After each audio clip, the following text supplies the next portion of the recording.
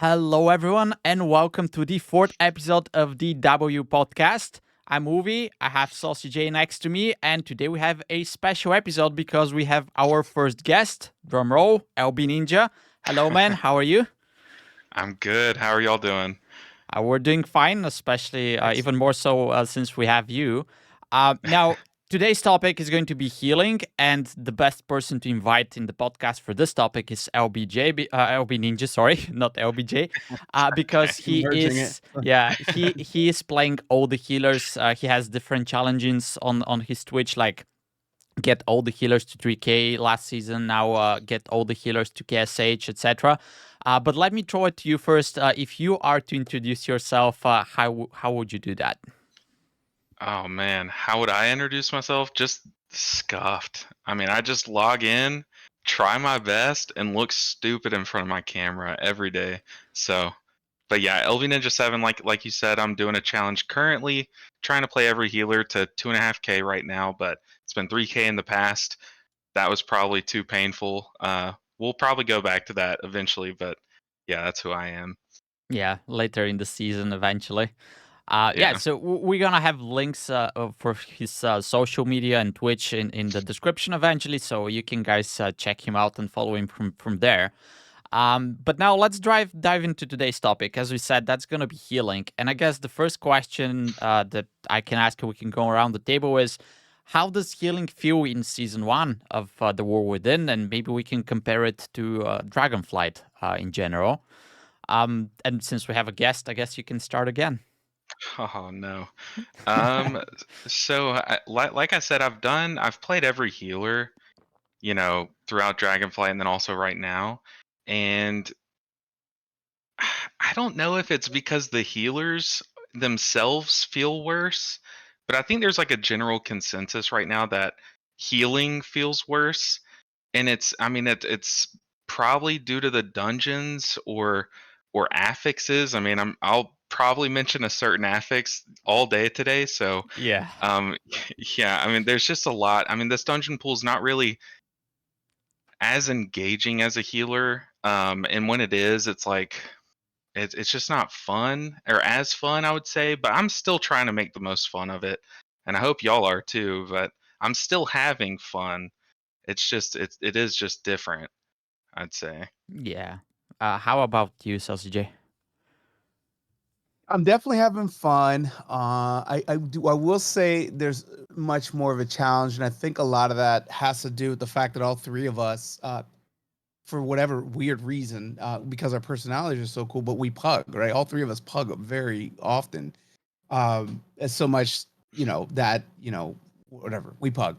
So the difference in a pug versus a coordinated group is, you can coordinate, and we've gone over this in past episodes. But this season, not only do you have kind of the tank reliance on healer that you have to add, but you also have the contention of kicks and stops and how that changed from Dragonflight to the War Within. And I think that that's a really big consideration and why it feels so rough when coming into the War Within, because it's not like it used to be. That's a huge part for me, I think. Yeah. Kind of the same. I wanted to be positive about this, right? And one positive thing that I came up with in my list, which is actually probably one of the few positive things, unfortunately, but uh, there was a lot of one-shot kind of mechanics in Dragonflight, and that seems to be a little bit easier in the War Within. Like, you can still Yeah. get like I don't want to say one-shotted, but now it's like a dot, right? So you have a little bit of a time to react. It's a little bit more spaced out, etc. And I think this is what people were asking for, right? But the damage is still very spiky, right? That hasn't changed. And I think because there's many reasons why it doesn't feel that good. I think the biggest reason is that everything now is not bug friendly. Like the dungeons are even worse in that regard. And I don't know, like we need to find some stats, but I think there's more people that play in bugs compared to people that play in organized groups. Like, okay, I mean, there's gotta be, right? yeah, like when you open, and I think the notion is different because when you open Twitch and you're watching like the world first keys, etc., of course they're going to be organized group, right? But the regular person that plays on daily basis, etc., you pug your keys, man. So the majority of people is pugging their keys, and a lot of the changes and a lot of the dungeon design is now making it very pug unfriendly, which I think contributes to everything feeling even harder to heal, although it changed a little bit in the way that the damage profiles work, etc. Right? And when I say pug unfriendly, I guess we can delve into that topic first. But there are a lot of dungeon design and boss mechanics that are now dependent. And again, this is something we were asking for. But let's take Skarmorak, for example, in Stonevault, right? It's a DPS check there or it's not even a check. It's like a sanity check if they can kill the orbs and space them out, right? And I Right. was asking for that in the past. I was like, okay, let's make a DPS mechanic, and if they fail it, we know that they fail it, right? And this is kind of like that. If they kill all three orbs at the same time, you basically wipe, right? and you know it's the DPS, but as a healer, there is nothing you can do. You know, you just run back. And there are Right. many more examples like that, but I think this is one of the major points, and unfortunately, I don't know how you can make it more bug friendly, so to speak. Because if you make everything way too easy and the mechanics are boring, that's not going to be perceived well as well. But do you have a take on this, LB? Yeah, so like you said about that same boss, Skarmorak, I do like how they're making those mechanics where it's very clear it's the DPS because I mean not even pugs can argue. But I also raid, and there are some mechanics that if you fail them, you die. Like that's just how it goes. Mhm. And I was thinking about it the other day, and mechanics like that, where if they pop the shards too quickly, sometimes a good enough healer can probably recover that and like catch up to it. Or if two pop like really quickly, you can heal through it, or just like catch up between. But if they take those mechanics, which I think are good, like I said, because like you need the DPS to kind of like know that they're to blame. But if you take that and instead of making it like just do more damage, if all three pop within like a second, like shouldn't it just kill you? Yeah. Like shouldn't you just fall over instead of like having a chance? And I know that sounds kind of stupid to say, but I think that could be like another step where they do like actual kill mechanics. Yeah. So that way, like I'm a pug healer. I'm sure you guys have gone through this, but we get flamed if we can't like heal through that, and it's not even our fault. I Yep. think on a And high enough key, it actually kills you. Oh Like, yeah. Oh, yeah. for sure. Yeah. But yeah, you're actually correct because on lower keys, it doesn't kill you, and you're supposed to heal through it, and then Yeah. you're getting blamed. Yeah. Um, but yeah. So do you have a take on this, SaucyJay? yeah, I think I mean I like that in that particular fight. I agree. I think it's nice to have something at the DPS, but again, if you're if you're in a pug and you're lower level, it's like they don't get it anyway. It's just the healer failed, and so they don't care. Occasionally I've had multiple shamans, Ellie shamans, or was it maybe it's enhanced, say, oops, I had a proc and Oh it was yeah, out of my been there, control. done that. Uh, yeah. So, and that's cool when they can admit it. Um, you know, I personally enjoy the difficulty, but I that's just the way it is. I think the where for me the challenge is the fact that there's such a huge discrepancy between pugs and coordinated groups and the steps between the different levels where it's just unforgiving and there's nothing to account. I'll give you an example. We all heal and we all raid. So if dispels go out and I spend a dispel, but LB clips me before, my dispel doesn't go on cooldown, right? Why can't Mhm. they do that for kicks? Why? I know. I was Yeah. hoping we would talk about kicks. Oh, we Yeah, will. Yeah, that is the most it's insane. frustrating. Yeah, and they did it for dispels. I mean, that wasn't the case in the past, and they made a change for that. Why can't they do that for kicks? It makes no sense to me. So, because in pugs, how do you coordinate kick rotation? They're not. Yeah. Everybody's not going to download weak auras and have the same exact weak aura, and it becomes way too convoluted. And then you add stops on top of the kicks. Resto Shaman, Ellie Shaman, doing the knock up, the knockdown, whatever. Now you wasted kicks again, and it's like, okay, we got nothing in the next 10 seconds. All five people kicked, and we got nothing. So Well, let you me know ask you this. So when I log on and I play like some ranked other game, like I don't know, we have voice comms. So like Call of Duty, you can obviously talk, and yes, there's downsides to talking in Call of Duty lobbies, but like part of the upside is you can make call outs. Should we start getting in Discord calls if we're in pug groups with our group? So I can say, hey, I'm stunning this. Hey, I'll kick this one.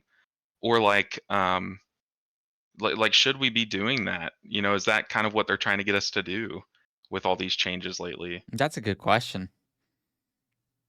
My initial reaction is they're not thinking about it because they just squished it from 30 keys to 10, Yeah. basically, right? Not 10, but maybe 20. Um, I think Blizzard is just trying to, respond to some of the things that we talked about. You talk about the Kiss Curse affixes, and I'm sure we'll get into some of that stuff. But you see what they're. I don't know if you guys are watching what they're doing with the classic things, but the proximity comms are pretty hilarious. I think that that's pretty cool, and that would work in a key. I think the issue you might run into there is, the game doesn't necessarily have the most pleasant player base. A lot of us are, late 20s to late 40s, been playing for 20 years, very jaded, and so you always have to contend with that, and I could see tanks and healers not wanting to be part of that because, like you indicated earlier, LB, if we don't do it, even if it's not our fault, we're gonna get flamed in chat. So you just take that to the ambiguous internet next level, and and it could only get worse. I would imagine maybe people would be more pleasant. I don't know, maybe I'm just being cynical, but that's my initial kind of my take. What do you think, Wolvie? Oh, isn't there like a thing in game where you can join voice comms? Like there's like Yeah. a little icon that pops every Have y'all time. ever done it though? I've never clicked it. Yeah. I've Uh, never clicked it. yeah, but I guess this is in game. Somehow people prefer to use Discord. It's better for voice communication anyway. But I don't know. Like I think it's required, obviously, in organized groups and high keys. Mhm. And there were actually some high keys in Dragonflight that I've run, and people be like, "Yeah, let's jump on comps, right?" Mm-hmm. And Yeah. maybe if you were, and it was different numbers back then, but like if you're doing 20, I didn't do that high keys, but like if you're doing 26, 27s, then maybe, you know, that's required. But if you're doing your weekly key, like it's kind of like too much to ask for of people. And let's keep in mind that many people that are playing online games, and WoW in specific, they're not like social butterflies, man. Like I'm not a social butterfly, so they could feel uncomfortable going talking Mm-hmm. to people and stuff like that. Yep. I'll even give the story. So because I don't know if LB knows that, but I actually live in Europe and I play on US servers, right?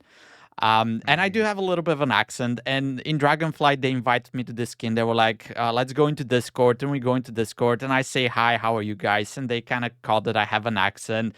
And they were like, where are you from? And I was like, yeah, I'm from a country in Europe. Bam, they disconnected me from Discord and kicked me Mhm. from the group right away, as I said it. Yeah. They were like, oh, we have a guild healer coming up. Of course. Yeah. Yeah, so, you Yikes. know, if you do this, you kind of get to the next level of toxicity that exists in the game, and we know that Right. there are a lot of toxic people in there.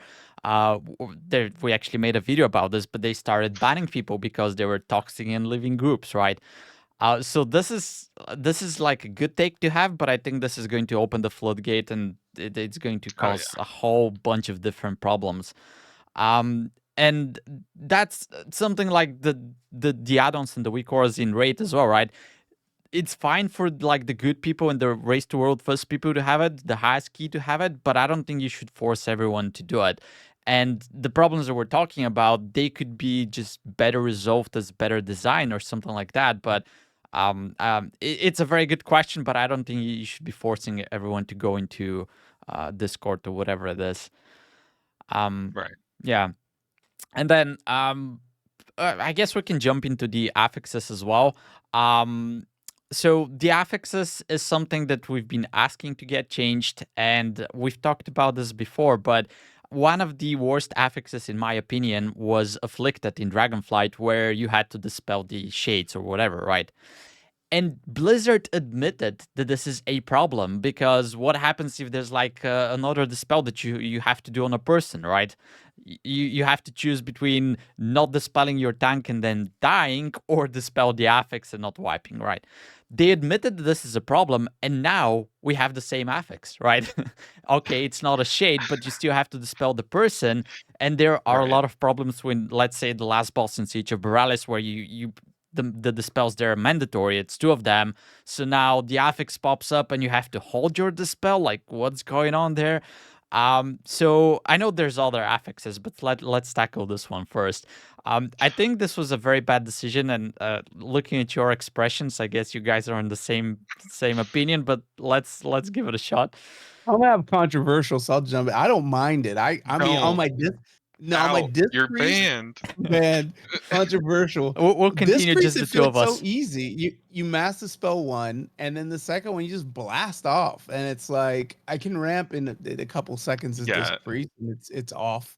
And the master spell's nice. My shaman, I run my totem, and I guess the second one it could be a little bit more rough. But I don't mind it. I haven't played a lot of my Druid this season to know how it feels on Druid, and Druid is already APM heavy for me. That's why I don't play it anymore, because my old man hands just are dead after 2 keys. I can't do it anymore. But I don't mind it too much. I actually kind of enjoy that thrill of, oh my god, there's so much damage going out, and we got this stupid thing, and I don't have MD. Oh well, I'll just Radiance and blast my pet and go, and it's off in like 2 void blasts and the thing is over. So it's like, it's not as bad. But and then Shaman, same thing. So I don't mind. I can't think of one besides the 15 seconds. I don't mind any of the Kiss Curse ones. I'm okay with them. I think it's a nice change to just having the running the same dungeon over and over. As long as they can fix the kind of really ugly overlaps we saw in the very beginning of the season, where like the orbs were going through the water and on Siege of Borealis and things like that, or under the like the weird Yeah. vertical instances where the orbs just didn't know what they were doing. They've worked through some of that, and so that's even doesn't bother me. It's just it can be ugly, but it's just an annoyance that we got to get around, and it doesn't really bother me. But that's my take. I'll let you guys go. Let's have a more realistic take. LB, you go. Okay, look. This affix is horrible. I did not like Afflicted, okay? Afflicted sucked. Yep. Because we pug, right? 8 out of 10 keys, I was having to dispel them both, which, that's not a problem, because how much did you have? You had like 10 seconds to get both Yeah, off? you could get both. And and your dispel timer is 8 seconds, so you had time to do it. But what if there's a dispel mechanic? Then all of a sudden you're screwed. And like whenever I play my main, which is Mistweaver Monk, like none of these affixes are really a problem, especially this current one. Like you have so many ways to get rid of it, like revival, like mass dispel if you need it in a pinch, or like Shayloons, I can just clear it. But since I'm playing my alts, it kind of just highlights. I think it's just like a small example that highlights the biggest issue as a healer right now, and that's like the disparity between the classes, like how much of a gap there is between them, not just in how much throughput, but like utility. Because like you said, Druid, I remember the first week that Affix came out, I had just started the push on my Druid, and I don't think I slept that week. It was so bad. You have like no ways to get rid of it. No one was clearing their own. And mind you, I was doing like +2s, +4s, so like easy keys, but you bet those affixes were going to heal the enemies. So it's just like, God, it was the slowest push week. But I mean, it's not even that it's like hard. Like I don't think anyone's complaining that it's like hard, or it makes the dungeon harder. It just makes your time as a healer more stressful and frustrating, because like you said, if a dispel mechanic goes off, like Mist of Tyr and a Scythe, such an easy dungeon. I love doing Mist of Tyr and a Scythe, unless it's that week, because one, you can either get it right as you have to run around and solve the puzzle, which is a healer affix, by the way, or if that like fox jumps to your ally and like puts a dispel debuff on them, Yeah. and you have to dispel that, and then here's Zalatath, wiggling her feet in front of our cameras, and now all we have to do is just press our buttons. It is so miserable because like you'll have everyone who had. I'm just like, I'm sorry, I'm having war flashbacks. Everyone has the talents that can dispel their own, but they don't use them. Yeah. Use it. It's one global. Okay, I'm sorry. Go ahead. I think this is the main problem because this affix is considered to be a healer affix, right? Because technically you can heal through it. And I Yeah. think SaucyJay has it a little bit easier there playing this because, okay, you have the Oh, mass yeah. dispel, and then if you pop your mind bender, you can actually probably heal through it. In like 2 globals, Yeah. all Yeah. 5 are gone. It's Yeah, crazy. but in like if you play a different class, specifically Druid and stuff, like if you try to heal through this stuff, it doesn't work, man. You have to like pop cooldowns. Yeah. Because like the first And- time and- I saw, yeah, go ahead. If you not only do you pop cooldowns, you cross your fingers that your convoke chooses that Yeah, target. Because imagine you exactly, pop right. convoke, no regrowths go that way. Like, what are we Yeah. doing? Even I'm on sorry. my Shaman, the first time I saw it, I was like, I because it popped like I didn't know what affixes this week. I go into my key and I didn't have the poison cleansing totem, right? So I'm like, oh, okay, I'm gonna heal through this. So I tried to heal through the first one, didn't work, right? So Right. I go to the next one and I'm like, okay, let me pop a cooler this time, see if I can heal through it. All right, I pop a cooldown, I heal through it, and then I did this 2 more times. Then the boss comes, I have no cooldowns because I used them to heal the affix, right? So I think that the notion that this is a healer affix is wrong. I guess they added the healing option just like as a backup if something goes wrong and there's a second one that you can dispel, stuff like that. But the fact that you can heal through it, people now consider this to be more of a healer affix. And as LB said, they're not using their own dispels. Not to mention that some classes don't have dispels, because Right. like this week when I was going into keys, if I see like a warrior and a DK as a DPS, I'm like, I'm not going into this group, man. you know. Well, warrior can cleanse their own. Well, They I'm not couldn't do sure. afflicted. The They had afflicted something. was, yeah, it could be like, for example, the rogue can do it as well, but it has like a cooldown, so they cannot do A 3 every, minute or yeah, something. they cannot do Yeah. every affix and stuff like that, right? So this kind of adds to the fact that this is very PUG unfriendly because first you're dependent on your group, right? You need to have the right people that are able to dispel, because I can tell you, I've run some keys where if people they all have the spells, and if they use them, it's like the affix is not there, right? You don't care. I don't mind it in those situations as well. But if it's a PUG and people are not pressing their buttons, and then they could end up blaming you because you're the healer, then that feels really bad, right? And I'll add one more thing since we're talking about affixes. Specifically in weeks like that where this affix is active, I avoid some of the healers, and I avoid playing that much in some of the keys in general, right? That's why I don't like it, because if the design makes you not want to play the game, then there's something wrong there, right? Yeah. But then once you go into 12s and higher, there's no affixes there. And in weeks like this, it feels so good, man. Like it's a hard content, like 12s and above, it's hard for pugging specifically. But knowing that I'm going there and I don't have to pick my poison cleansing, or I don't have to worry about the spells, and I can just play the dungeon, that feels so good, specifically in those weeks. And unfortunately, like I like that they're trying to change it. I like that they're coming up with different ideas. Maybe that was a huge miss, the specific affix, although some of the other affixes have problems. Some specific bosses, like the orbs that you cannot soak in certain situations. Right. But this one, and again, I go back to what I said earlier, it kind of pisses me off that they said, okay, we understand with Afflicted that this is bad, and now they did the same thing. So no lessons learned there, so to speak. But hopefully they iterate and it make it better in the next season. And let me just ask you very quickly, but we have the Xal'atath affixes this season. Do you think they're gonna stay the same next one, or they're gonna change it? I feel like they usually do change from season to season, right? Because we had like Prideful, so I think we'll get something different. Hopefully they bring back Prideful. Didn't that give us mana back? Prideful was Where's the- good. Yeah, It Prideful was did. sick. It was fine, but the problem with Prideful was like if you miss it, because you would get it just before a boss or something, right? And then that would allow you to kill the boss. And if for whatever reason you didn't get it there, or you wiped on the boss, then you're done. Like Yeah. that was the bad part. But yeah, we'll see what happens. Okay, so one more major topic when it comes to healing, and it's kind of related to healing, is the nerfs that we got to the tanks before the start of the expansion, right? And they basically become less tankier, so to speak. So now we have to tender them a little bit, supposedly heal them a little bit. How has these been for you? Is it better, worse, same? Just considering healing the tanks at first place. You go first, Jay. I want to hear what you have to say. Sure.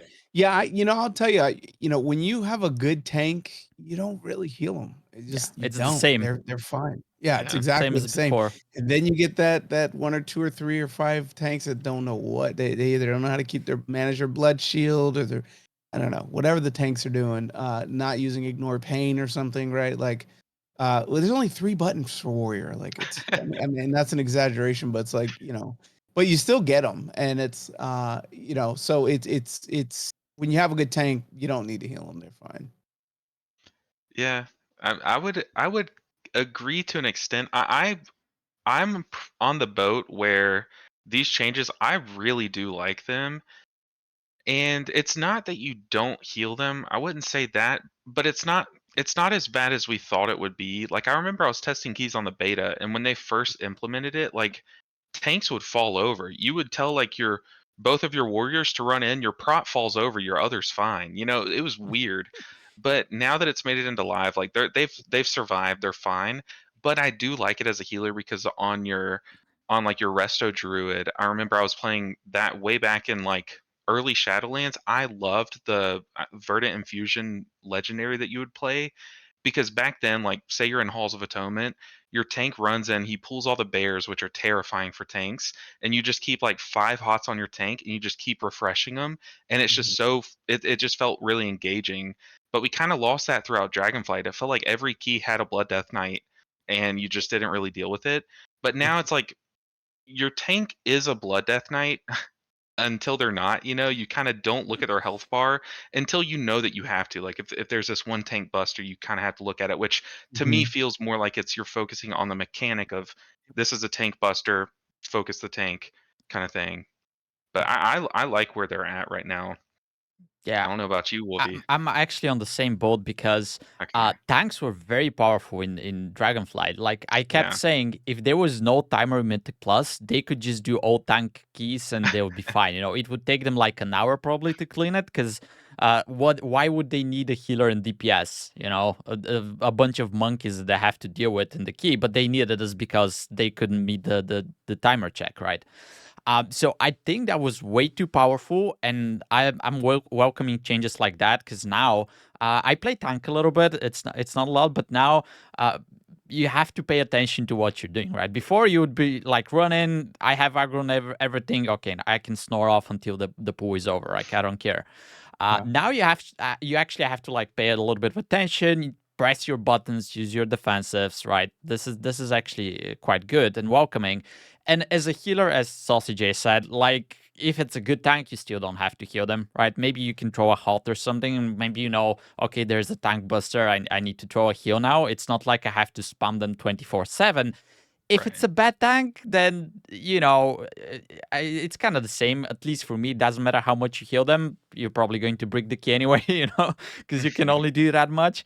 But I think the main problem that comes from this change is the fact that now I think there's much less tanks that are playing, because Right. once you get into a certain level of keys, it becomes really hard to get into groups because there's less keys at that level, right? And people are more picky and stuff like that. That has always been the case for me. But this season, it feels like all across all the key levels, there's always, a bunch of keys there and there's no tanks. Like, and there's this Well, new I filter I thing. have the answer. I know why that's the case. I've solved it. So I just pushed +6s on all of my alts. I've been pushing all these low level keys, and I was wondering, why are there no tanks in higher keys?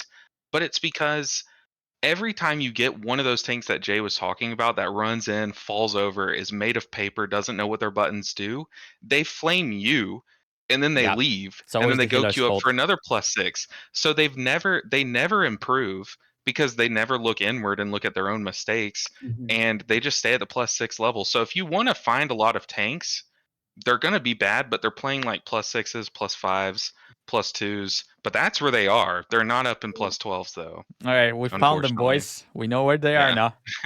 now. Yeah, I'm kind of past the 6s though. I don't know how that sounds, but like I try to push hierarchies right now, even on my ults.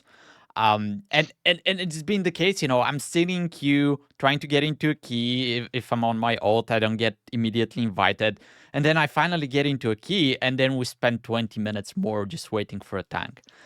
And that's why the change is kind of having a negative effect, basically. Like, I like the change from gameplay perspective, but then it made it worse for pugging because now you're stuck in those queues for even longer times.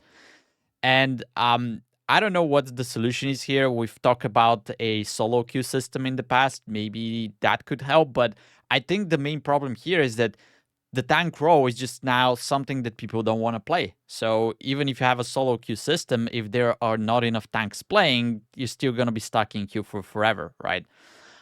So it would be nice to see some way to kind of incentivize tanks to play more, because I think that's definitely a problem right now in the game. And I don't know what that thing is going to be. You know, I don't think throwing like a bunch of gold or maybe augmentation runes, whatever it is going to help. You know, I wish they would just let tanks do the same amount of damage as DPS so they can have fun, and just adjust the mob health to make that accordingly. So it's not like, now the tank does as much to DPS, so the dungeon's faster. No, just give the mobs more health to accommodate, so that the tank can feel like it's not just tanking, like it's actually doing damage. It's besides just being a meat shield, it can do its rotation and parse as an actual DPS, not as a as a low DPS. That's a wild take. Yeah. Yeah, I Whoa. mean, it's not that different, really. You just add a little HP, let the tanks do their thing, But you still, there's a lot of burden. I'm a healer. We're all healers, and we obviously know we're the most intelligent players in the game. Right. But the tank, I know it's cringe. I'm being sarcastic. But the tanks have a heavy burden because obviously they're the ones planning out the routes. I can make a mistake as a healer, and I die, or one or two DPS die, and we still can finish the pack or kill the boss. If the tank messes up and he dies, it's a wipe for sure. We're not coming back, especially if it's the last 10%, maybe we could pull something off. But so there's a lot of burden. And again, going back to kind of the average age of the WoW player and the average toxic level of the average WoW player, that's a lot to consume as an individual person. And you got to have some thick skin. And so there's a lot of other things to play, I think, and sometimes people just don't see. And then you add on all this, like, if you're pugging on a regular basis and you don't have a set key, which most people don't, or set group, which most people don't, it's just a lot harder. It's a lot harder, especially once you get into like 10, 11, and then 12. These are like massive hurdles in a pug scenario, right? And it's a lot, even as a healer. But the tank has the ultimate burden. Yeah. Mhm. I think part of it is, if you want to play tank, you don't start playing WoW as a tank. Like, if I want to play tank and I have never touched WoW in my life, I go and play another game, because the entry level to tank is like you're saying, a lot higher, because there's no, if I load into WoW for the first time, get into some dungeon to level, I have no idea what I'm doing, and either everyone leaves, or they flame me, or something goes bad. But tanking, like, all throughout the game, like, structurally, is just wrong. There's nothing to guide new players into tanking. And I think, like, something as simple as, like, if you load to a dungeon for the first time, if there were like little guidance arrows on the ground just to show you where to walk next, like something like that at the very base level of dungeons, could help kind of like filter more people into tanking in the high end, because people just start playing with DPS or healers. No one starts as a tank. Yeah, But that's a Yeah, good point. Yeah, and even on the casual side, like I don't mean casual, but like as a new person, look, the three of us, if something we never played, we're gonna probably watch 2 hours of videos or try it out, jump in. We have 10, 20, 15 years of knowledge individually each in the game, and so we know what a rogue is without having to play it. We know some of the abilities. We understand the makeup of what you're supposed to do as a DPS or healer or tank. But if you're a newcomer to a game, we're getting into a different subject, but it's relevant to like the tanking. If you're coming in as a tank, you don't have what do you have to base it on? You don't know, and you're the leader for that group. You are literally the first person to go in. Healer and DPS, you're just following a tank, right? You're following their lead. But as a tank, you are deciding where we go. You're deciding the pace, the size of the pools. You're deciding everything. And so, it's as a new person, even if you're transitioning from like a DPS or healer to a tank, it's a totally new experience. It's so the level to getting into the game is hard, and so tanks they're a rarity right now. Yeah, And unfortunate. we are a little bit biased here because we're all healers, but I wonder if that's the case, if the tank role for some reason seems to be the least appealing to play. And I'll add something more here. This isn't going back to the dungeon design. There are a lot of tank mechanics that actually can one-shot the tanks, right? And if you're new to the game, what LB said, if you're new to the game and you don't know what's going on, you just get one-shotted, then obviously everybody's gonna blame you. You can blame the healer, right? But for example, like the first boss in Stonevault, right? Even if the healer is making the dispels correctly, if you're not pressing your defensive, you still die. The first boss in City of Threats, if you're not using your defensives there, you're dead, right? And there are One of the more biggest examples. ones, the Dawnbreaker first boss. How could a new player know that even though you're not standing in the beam, it'll still hit the tank? Like, how are they to know that? Yeah, and I think I'm not 100% sure about this, but I think the first one hits harder for some reason. The very first beams, It's right? probably because the tank has to wake up first. They're like, No, "Oh it's crap, these are gonna like hit I, me." I played the first time I played like in a +12, I think, and this tank was like, "Hey, can you link the first beams because it hits harder?" And obviously, it was a good tank. It Yeah. was not just a Mhm. random guy in a +5. And I was like, "Huh, is it?" And he's like, "Yeah, nobody knows why." And this is something, as LB said, like you have no idea what's going on as a tank, and now there's a mechanic that somehow hits harder the first time, but there's no tooltip or something to tell you this. But let's not talk about Dawnbreaker because there's so many wrong things there. That's a Yeah. different topic. Like too many bugs. I think that's a bug too. Yeah. But yeah, I keep wondering what would be what needs to be done so people can play more tanks, make it more appealing. Because and I don't even think like tanks. Some tanks actually do a lot of DPS, almost as much as a DPS player, right? So I don't know if you make them do more DPS if that's gonna be appealing enough for more people to start playing. But yeah, I maybe if they revert the change, which I'm kind of against, if they make them more tanky again, I'm kind of against that. But if it makes more people play tank and it's easier to queue into groups, maybe that's what needs to be done. I don't know. I mean, I think they already have the answer, which is what Jay was saying. Like, or no, I think you were saying it. Adding like gold and augment runes. Yeah, Like, yeah, honestly, I don't care if I get gold and augment runes. Well, I used to not, but I ran out of gold for the first time the other day, so now I would care. But I mean, they do that for casual queues. No one's queuing for tank. Here's a bag of gold. I mean, why not do that in Mythic Plus yeah. or something like, or when you complete a dungeon? Yeah, I don't know. at The least tank gets something, something. at least Yeah. something. I don't think that's the solution for like high keys and M plus, but at least it's gonna be something, and it's going to incentivize you. Because, for example, I played my Pali the last week because I was trying to gear it for break the meta, and I tank on it a little bit. And at some point, I was like, I should practice Holy because this is what I'm gonna be playing next week. But man, if I spec tank, it's like insta invites. It doesn't matter what Yeah. key level, what dungeon. It's like bam invited, bam invited. I can Yep. even, I can look into the group comps and decide, do I like these people? I have choice. So, uh, So a yeah, different class, right? yeah, It's like I totally can I different can class pick my of play. healer. I can look into the people's That's funny. IO because if I'm playing a DPS specifically, like if they get me into a key, I go into the key. Like I don't care who is inside. It's just an invite. I got invited. So exciting. As a tank, I can even pick. And there's so many keys to pick from because nobody has a tank. So yeah, that's the thing. All right. So I guess there's no easy solution, but I think we all agree that they should be working a little bit towards that direction because there's just a shortage of tanks right now.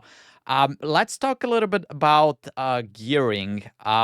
What is your take, guys, on like the gearing process specifically for ults with the crest system, etc.? Is it fast, slow for you? What problems do you encounter in that regard? Let's start with LB again. Well, I'll counter your question with a question.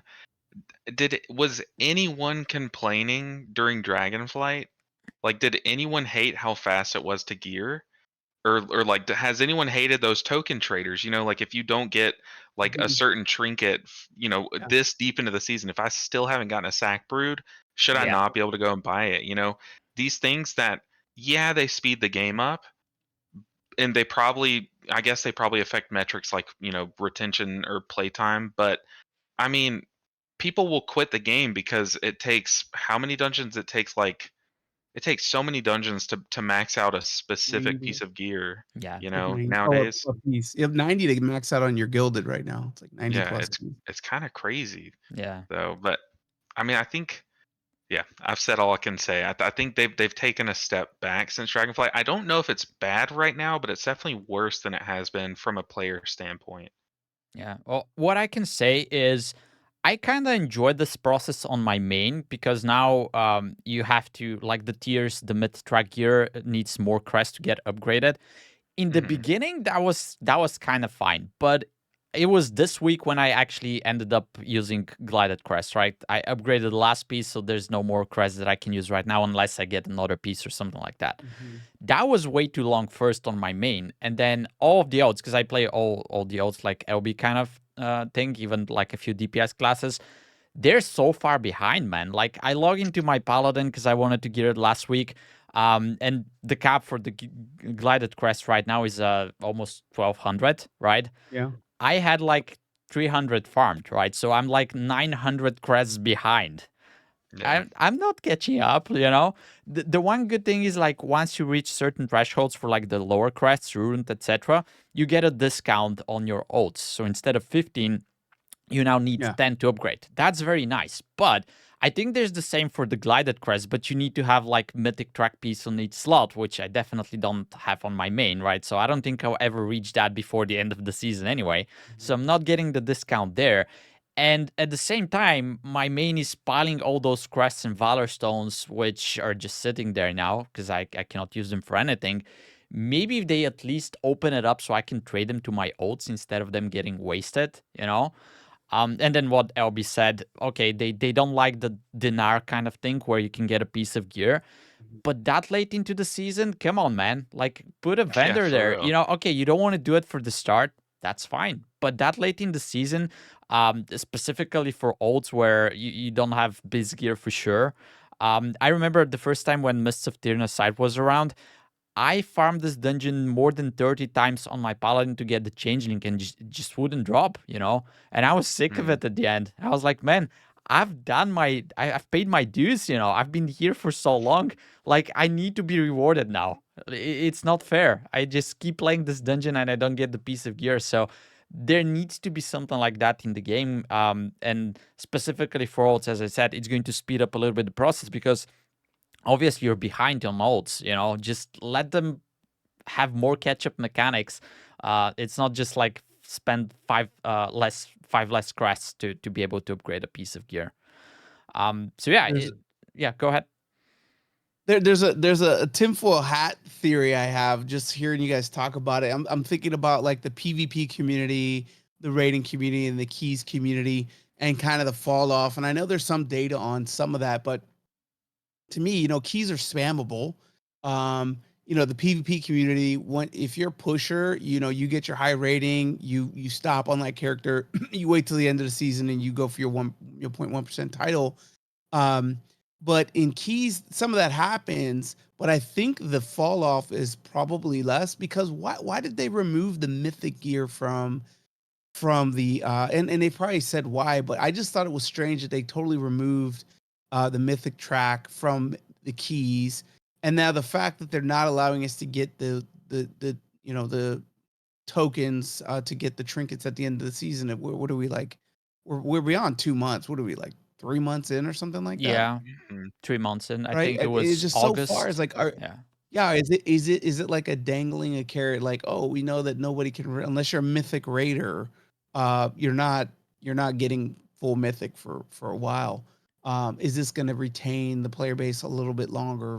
Whatever. So I don't know. Who knows? Maybe it's an experiment for them to see kind of how long we'll hang in there and how long we'll keep running these keys to get that one piece of myth gear. I don't know. Yeah, What but you're saying, there's also the other take, because you said, yeah, dungeons are spammable. Okay, you can get punished and run Mists of Turnaside 40 times for a trinket, but then Spy Masters drops from the raid, and that's best Yeah. for Yeah. many classes, right? And Yeah. what do you do? What are you supposed to do now? Go raid? I Yep. watched Tetos other day in their podcast, and he was saying, you know what? I don't raid this tier. But I need the Spy Masters, and I keep bugging and offering gold to people just to trade it for me. And I was like, I'm gonna give you 200,000 gold for the trinket if it drops. And the guy's like, if you pay me 1 million, I'm gonna give it to you. So is this the type of experience that we're going for? Like, you're basically forcing somebody to pay gold for a trinket and do content that they don't want to do just because they want to play in Mythic Plus and they don't have their Yeah. biz.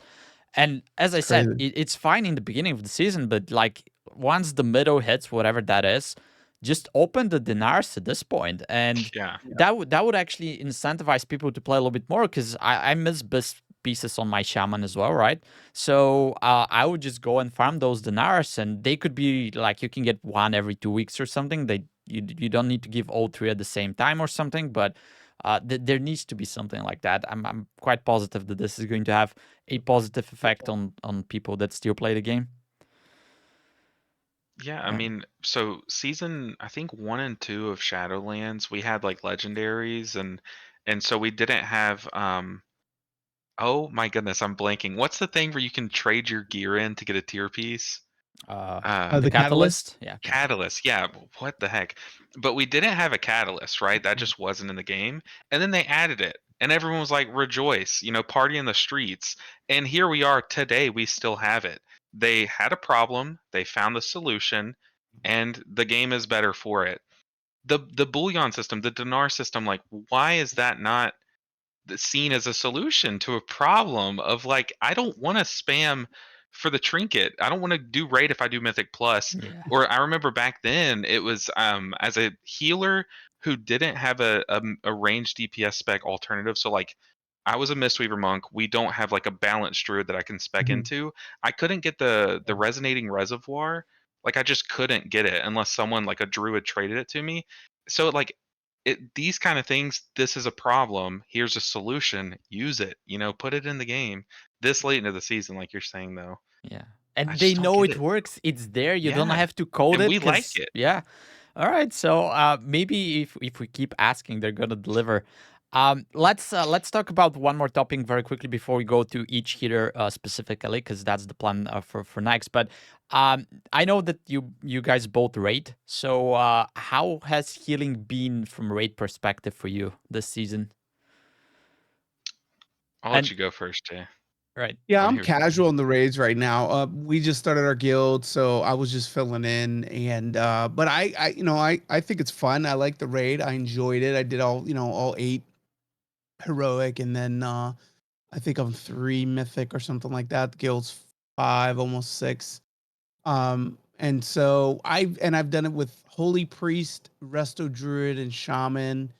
And all 3 of those feel fun. I don't know. I like the mechanics in some of the raid fights. I think, we could talk about some of the weak ores for like Brew Twister and stuff. But Let's not. but overall, I think it's fun, and I think not all, I think discipline's in a pretty bad place there, and I think we're going to talk about some of that when we get into each individual Yeah.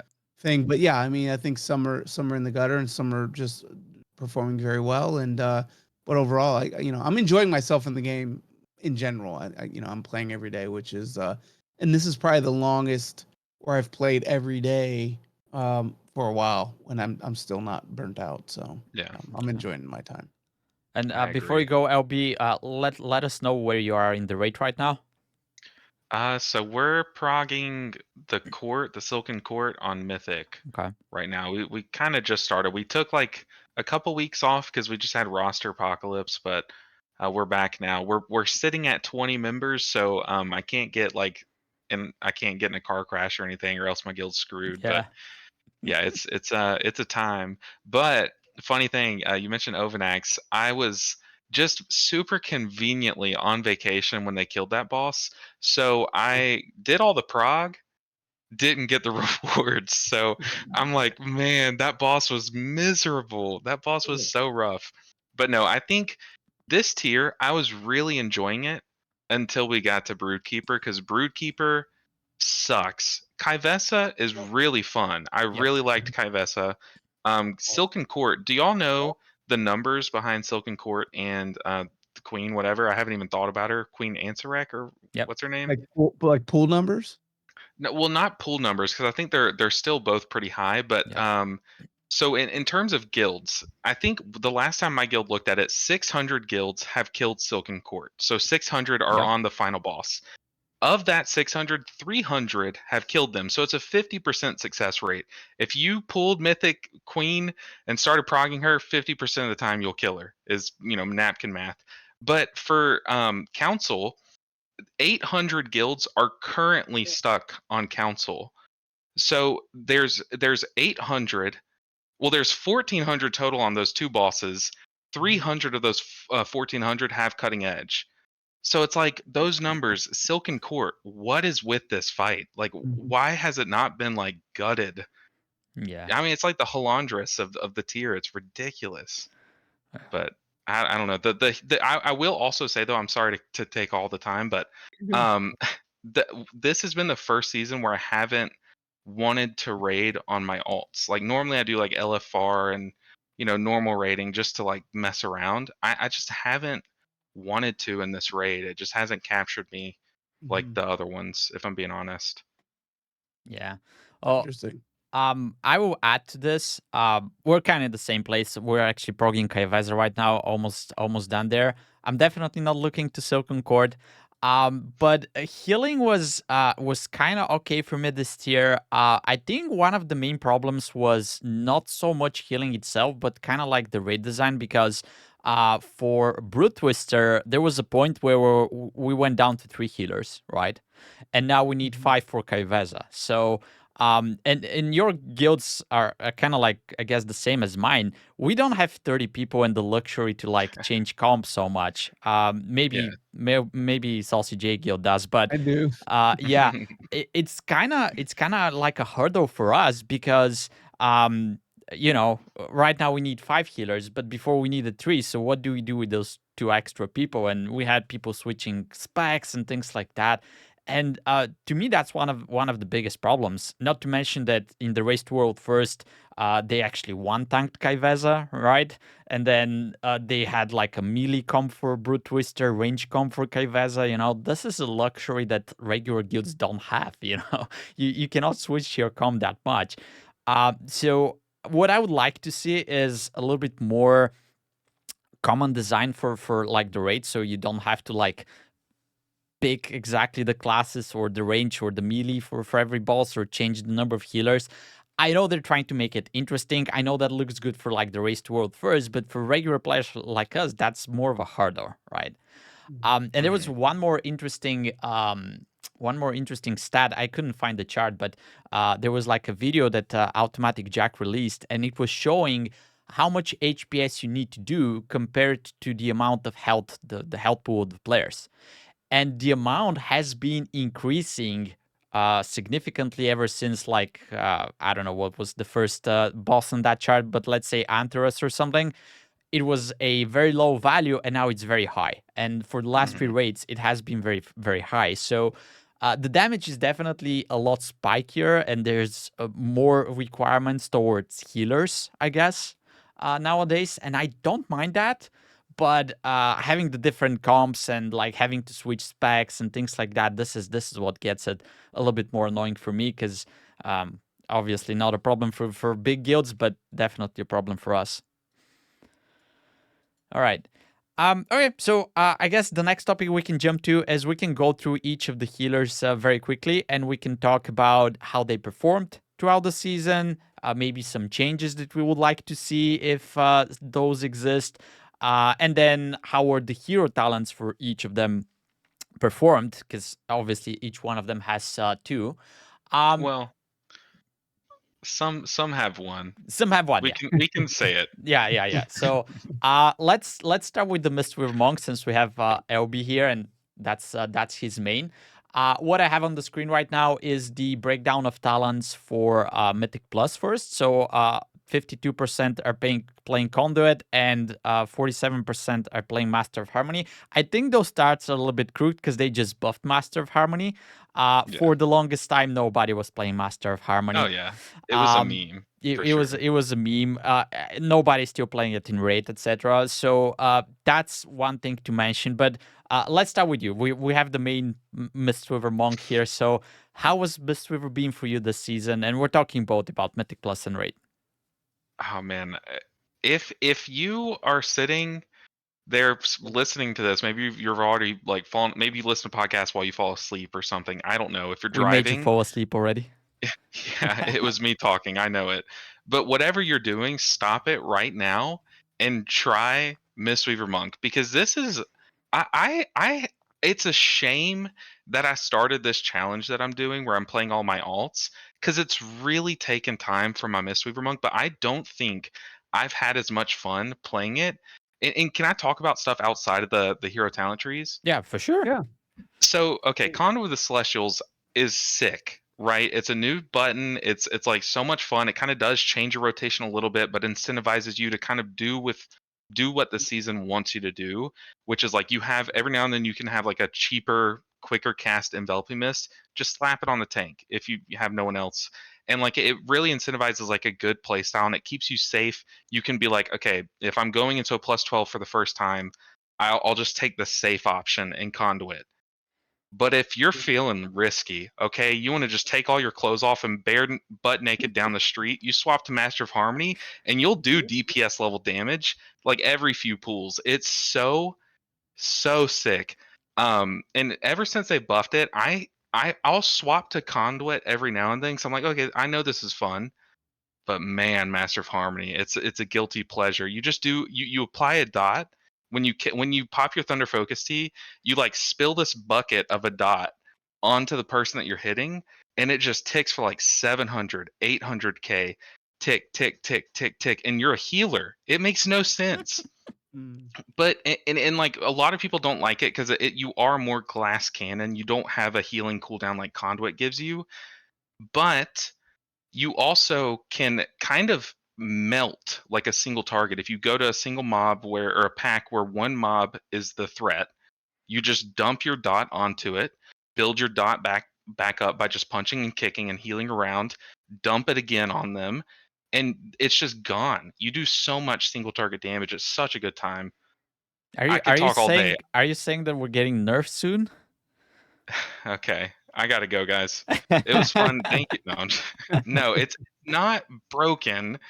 It just does a lot of damage. And it, like I said, it's glass cannon, so it does have downsides. Like I personally I can't play Master of Harmony in City of Threads just specifically for that final boss. It just I kind of feel like I need Conduit in my rotation or my cycle in order to keep up with that constant healing. Same with the globe boss. Like it has weaknesses, but it does so much damage. It's so sick. Yeah. Oh, I'll second that, because I'll say this though. I haven't played Master of Harmony since the changes. So I haven't experienced that. But I had a lot of fun playing Mistweaver this season, and all the changes they did to the talent trees in the beginning, all of this were spot on. Like, it only added more to the fun of the class. I'm a big Mistweaver fan, by the way, so it was a lot of fun. Like, I would just say one thing. So it feels really good to play it, but one of the weaknesses that I see is when you get to that single target and it's a boss fight, right? And you have to heal, and you run out of cooldowns. It feels really bad at those points. I don't know Yeah, if it's just me or I'm playing it wrong, but I'm kind of lacking there. I'm struggling. no, I mean that is one of the biggest like questions that I get is like so whenever I make a guide, I have to talk about Chi, which is your main cooldown. Whenever you kick, it also kicks up heals, but it Yeah. also shaves time off of your next enveloping miss. So it just like really amplifies what you want to do. But you can cleave your kicks. So like when you get down to single target, you're really gutting not just your own healing because you're kicking less often, but you're Yeah. kicking less often, which is gutting your chi. So like it does kind of kill a lot of what you can do. But I mean, you can still do so much throughput. Since your Tiger Palm hits twice, Yeah. it helps you stack up to 3 kicks with just 2 globals. Like you can still do everything. It just takes like one extra step.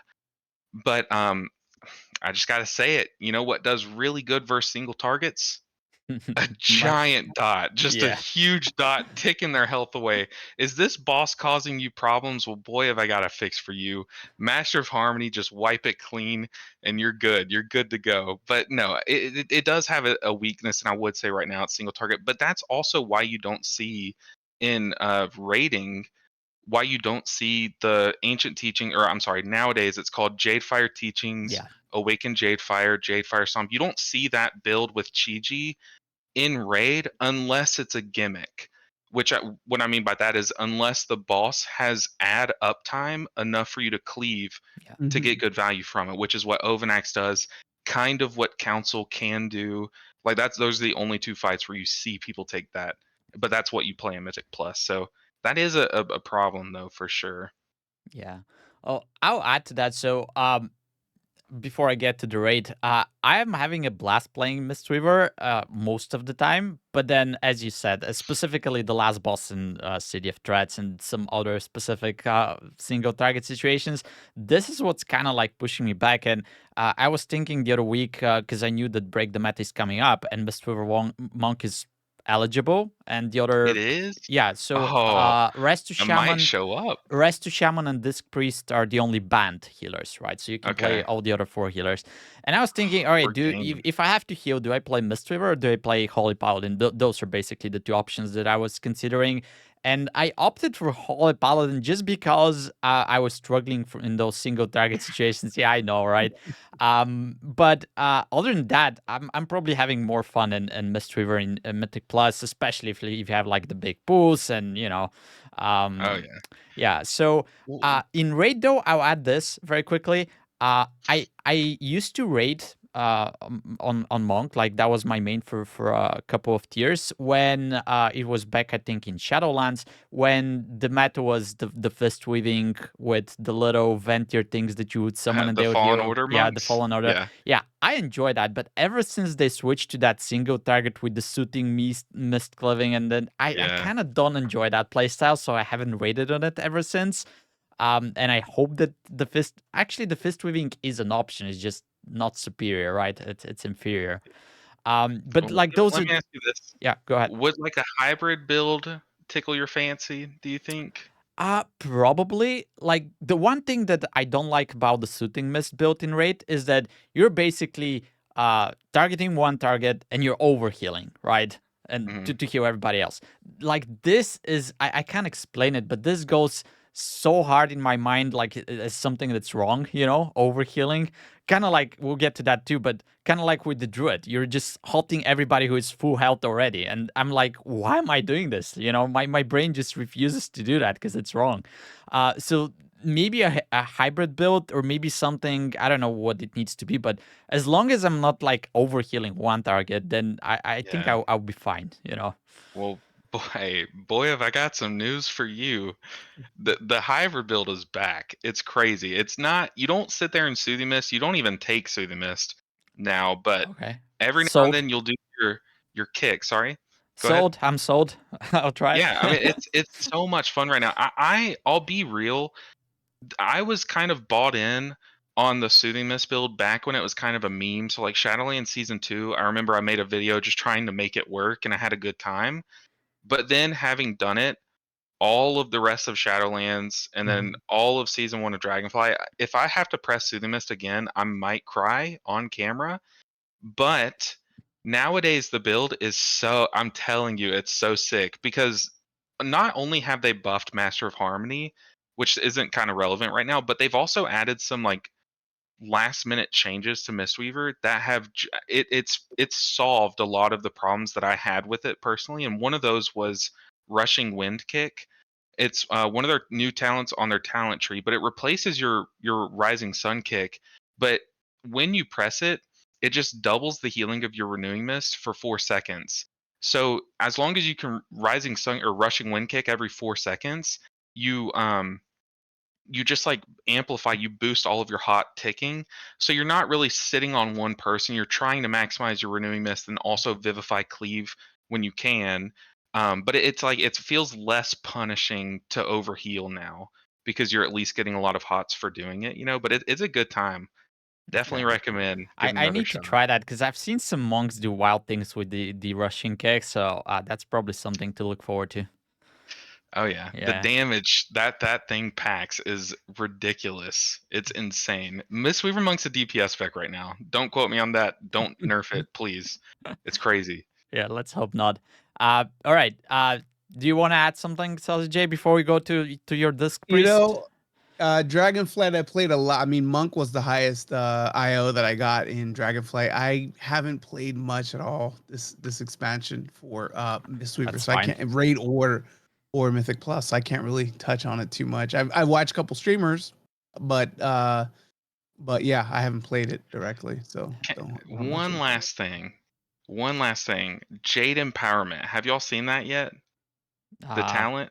What does it do? It's the one that it makes your crackling jade lightning Oh hit yeah, yeah. 5 targets. Oh Oh yeah, yeah. I And love it that. boosts its damage by 800%. Oh my goodness. Guys, play Mistweaver Monk. What are you doing? Yeah. Just give it a shot. So just to say something, that's why I actually love Mistweaver so much this season.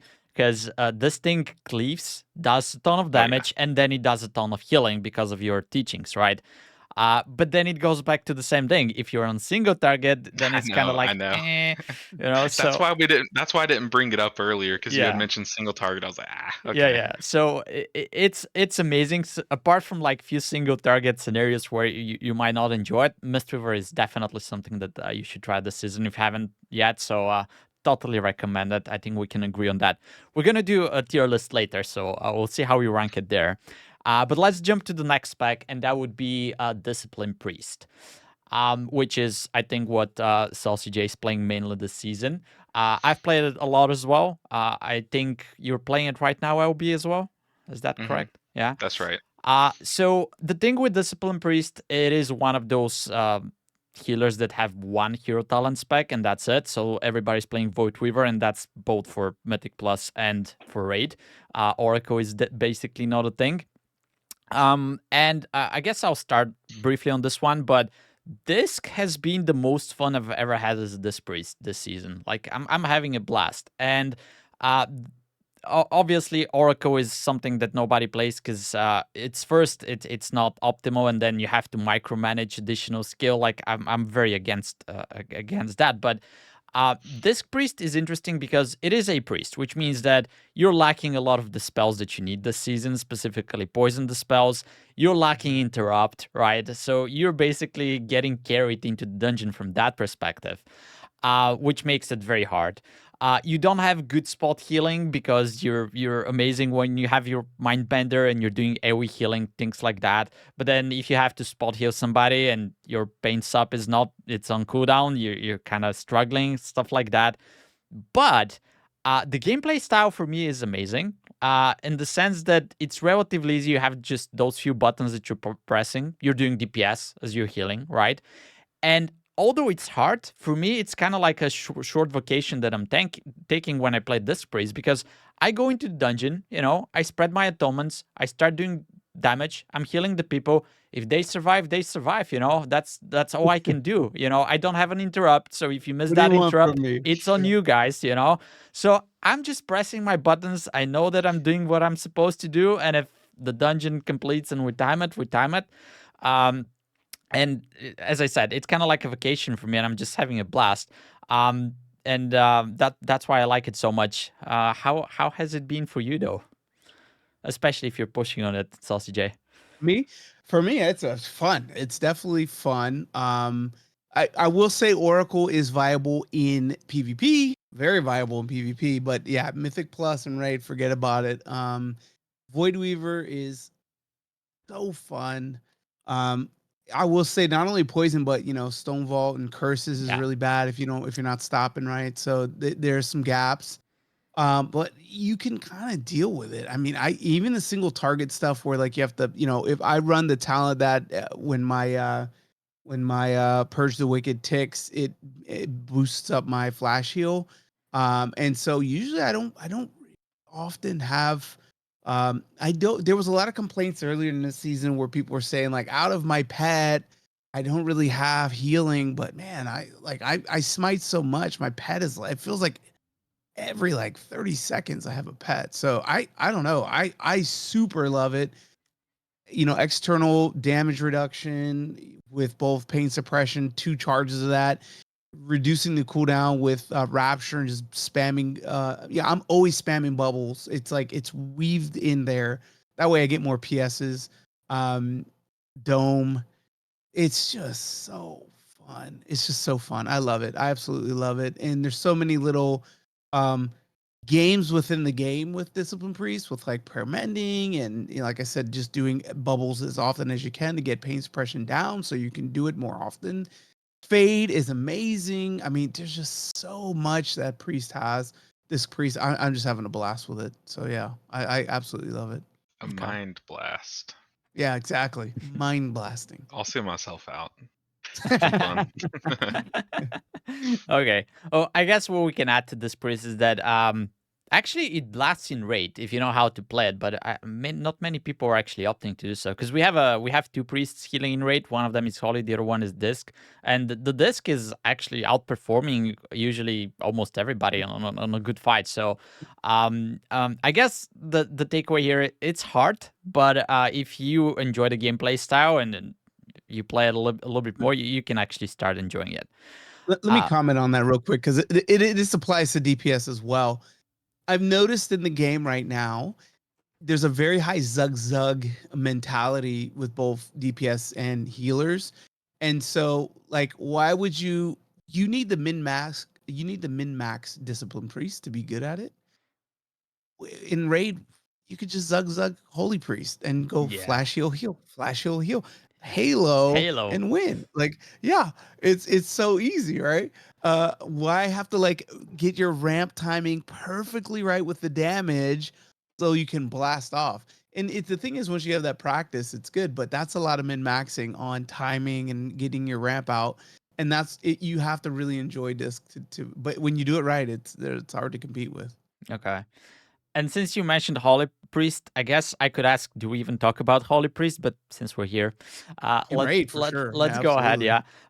So I guess there are people who play Oracle in Mythic Plus, according to Archon GG, like 33% of them.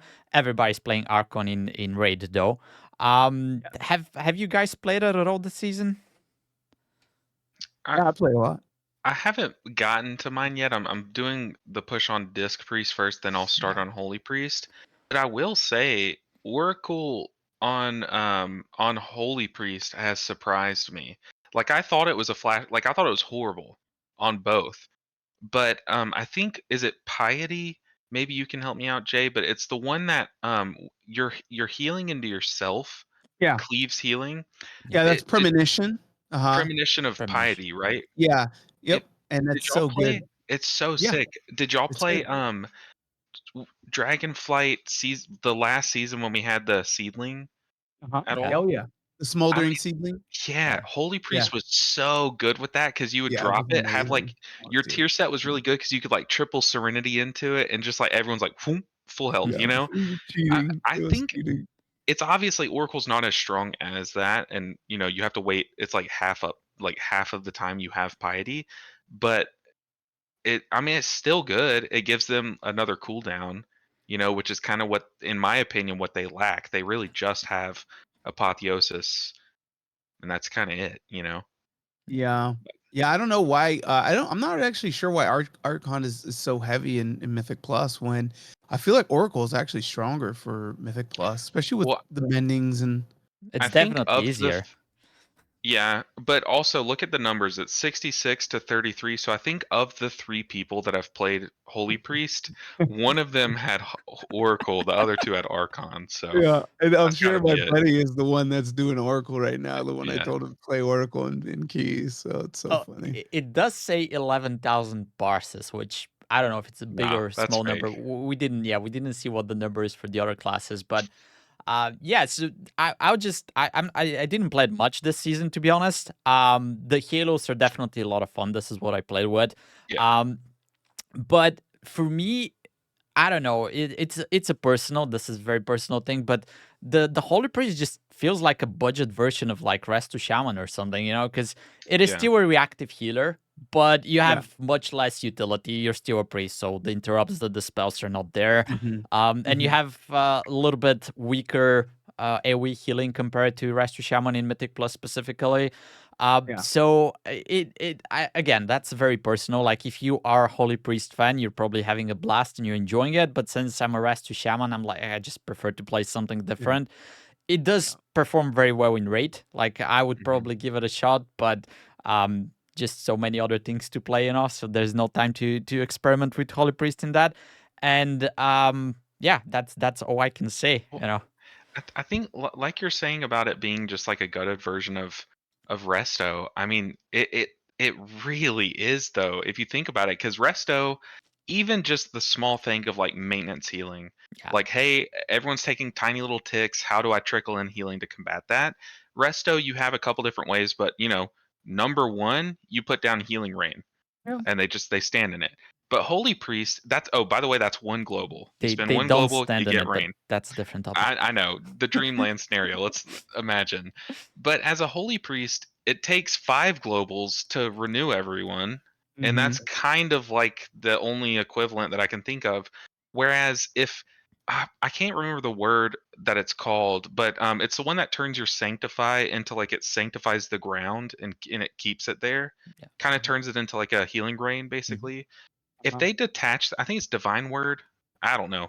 I haven't played Holy Priest this season yet. Don't flame me. But if they detach that from that talent and just make it like mainline, then it would kind of like. But then that's still like, what does that do? There's just so many holes in the problem that is Holy Priest. I Yeah. guess that's why it's called Holy Priest. Okay, Yeah. we can move on. But it's so unfortunate. He's with the zingers I tonight, didn't, huh? dude. It's late. Okay, Yeah. I'm accidentally walking into him. Yeah, sorry for keeping you late. But Oh let's no, I'm let's happy. let's just jump on some of the other ones. Then, my favorite restoration shaman.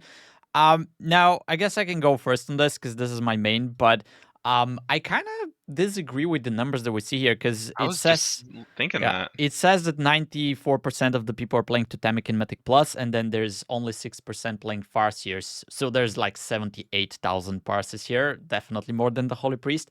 Um, One thing that I really enjoyed for Resto Shaman this season, obviously, it's the Pug King, right? It's probably, if you're pugging, this is the best class that you can pick for many number of reasons. But what I really enjoyed was that both Totemic and Farseer are actually viable, right? You can play either. All right, Totemic is much easier. Like, it's very easy to play. It's very easy to manage.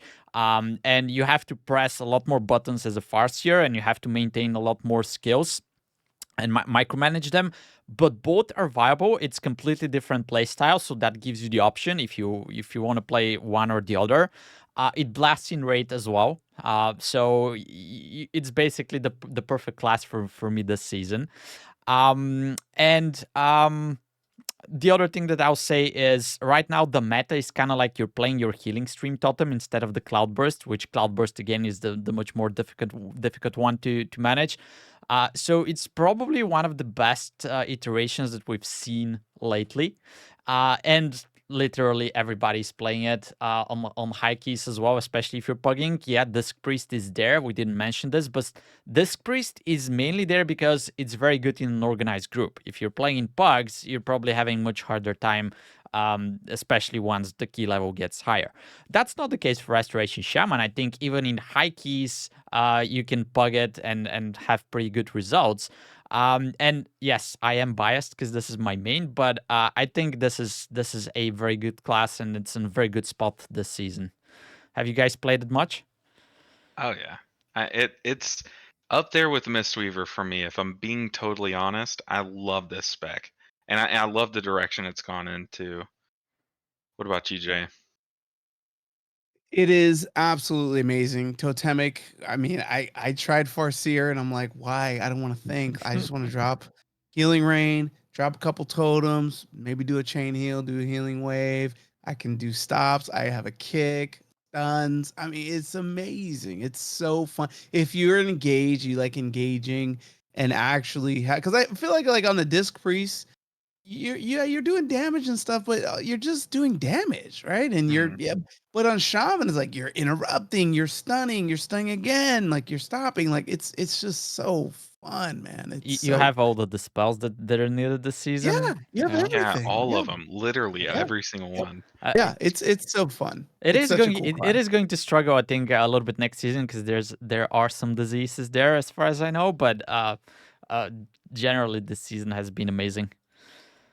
Yeah, Yeah, and I agree. I think it's when you look at it from the sense of a pug, it is just it can it can make up for all of the messed ups that the tanks and the DPS can do if they're not kicking. I mean, you just have so many tools at your disposal that are just like oopsie fixers. hmm And so yeah, for a pug, it's just it's the king for sure. Yeah, I think that's the main difference between Disc and Rest to Shaman this season. Rest to Shaman, as we said, it's reactive, so if something goes wrong, you can react.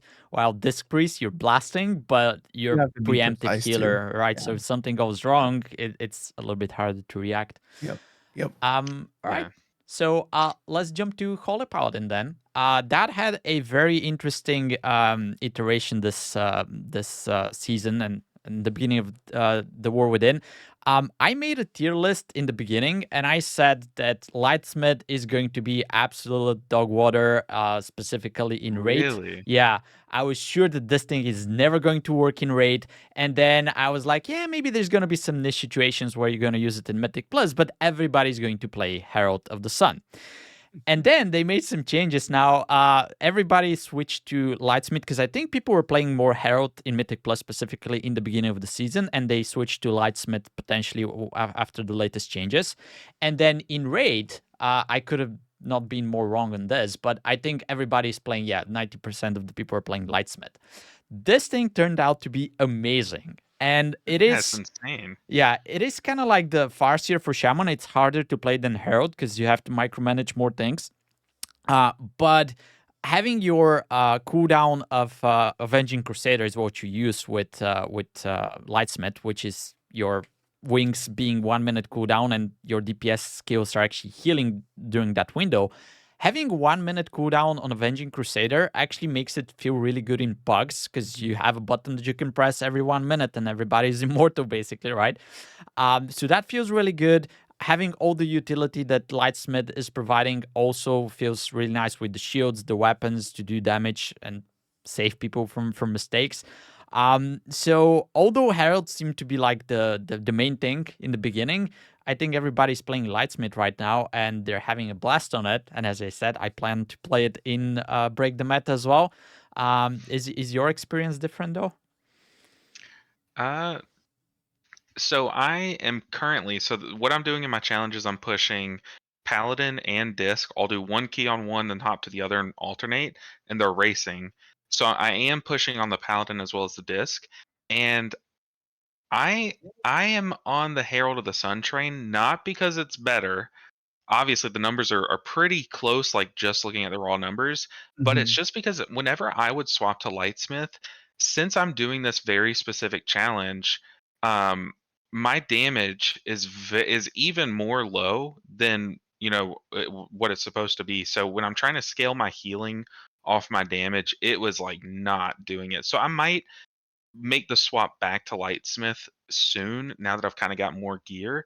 But man, I'm like counting down the days because Herald of the Sun, I played it back. I played both of these back on beta, and both of them were unreal. Like I don't know if y'all played any. Did y'all do any beta keys? Yeah, I didn't. did. These were both disgusting because Lightsmith, the sacred weapon, the sword that Yeah. you would give an ally, dude, that thing was crazy. You I would give it think to it like was your bugged though. It was bugged on beta oh because it was doing like oh DPS yeah. numbers. Yeah. Yeah, I mean, like you would give it to a DPS that has like I think just high APM, like a caster that like an arcane mage that's Yeah. just like boom. They don't have high APM, but like they're just like always hitting the boss, so it would just proc proc Mhm. proc proc. It would be crazy. But then Herald, it used to when you pop your wings, it would put 4 beams out, and the beams were stronger. But now it only puts like 2 out, and you can get it up to 4, and they're much weaker. So it's just like it feels like no matter how you cut it, like it does feel like a gutted version. But like you said, Lightsmith has kind of been buffed up a bit, and I really do enjoy everything that Lightsmith offers to the spec Yeah. for sure. How about you, SaucyJay? Did you play it? Not yet. I ran a couple keys, low keys. It did a lot of PvP, and I gotta say in PvP it feels really good. I think it's probably one of the better healers, but not in keys yet. Probably towards the end of the season, I'll probably get some more in a couple more Yeah. weeks. Oh, I guess we have to say here that this is another class that both specs, both hero talents are actually viable, which is a big plus because you have options, right? And you did mention, LB mentioned that damage about healers. I think damage is quite irrelevant. Healer damage is quite irrelevant Oh this yeah. season. Although it does feel good when you do a little bit more and you pop on the meters. But yeah, I think the class is in a very good spot, and we have to mention that there was basically a dead spec in the end of the Dragonflight.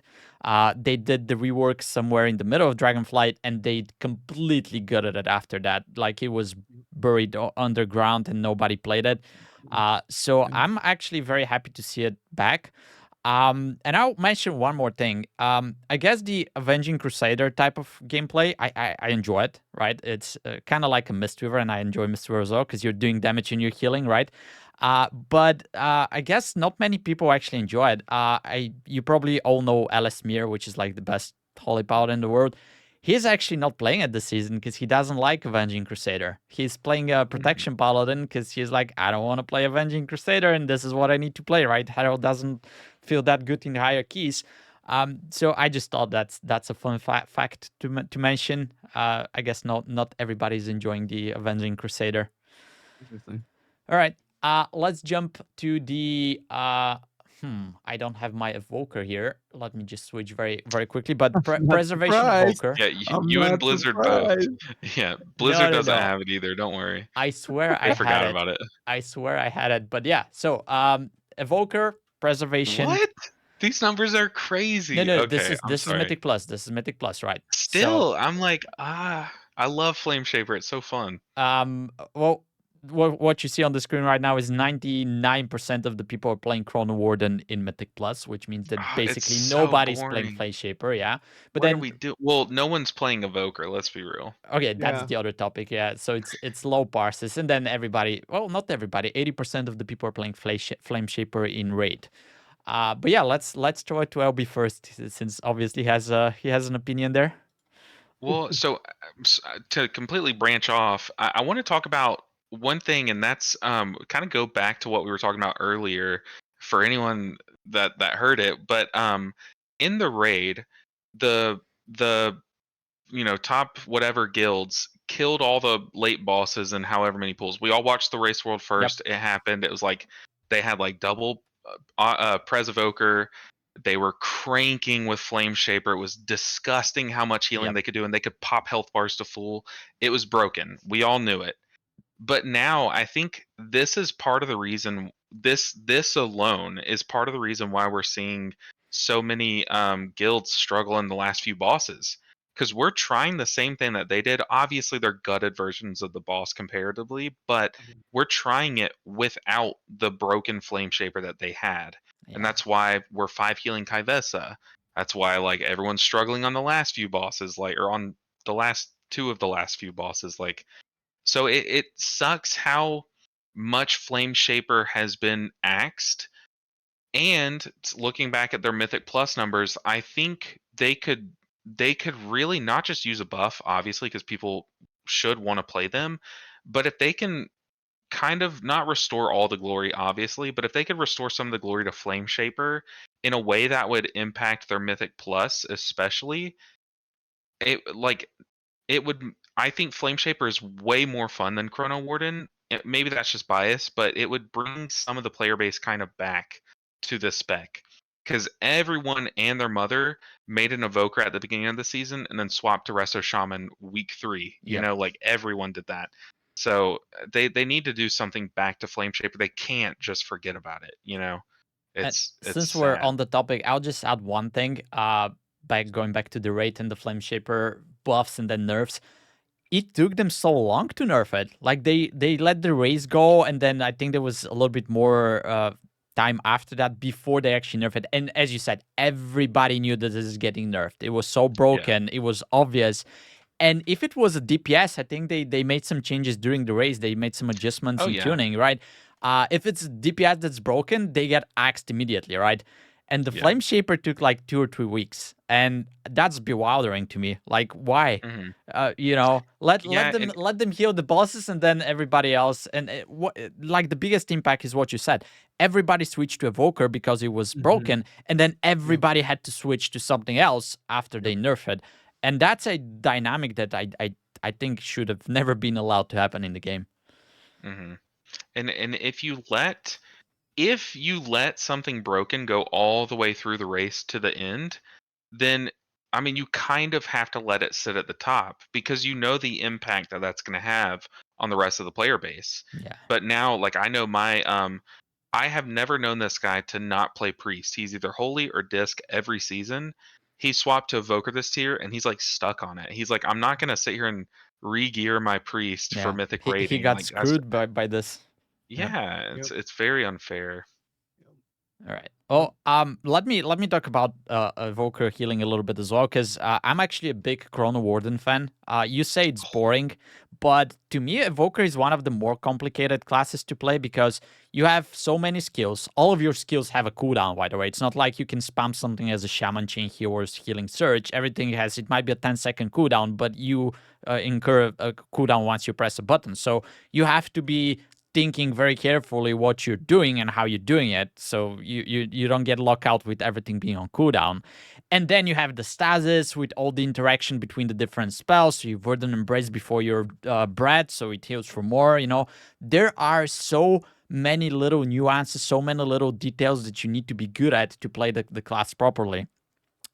Which makes it, as I said, one of the more complicated classes for me.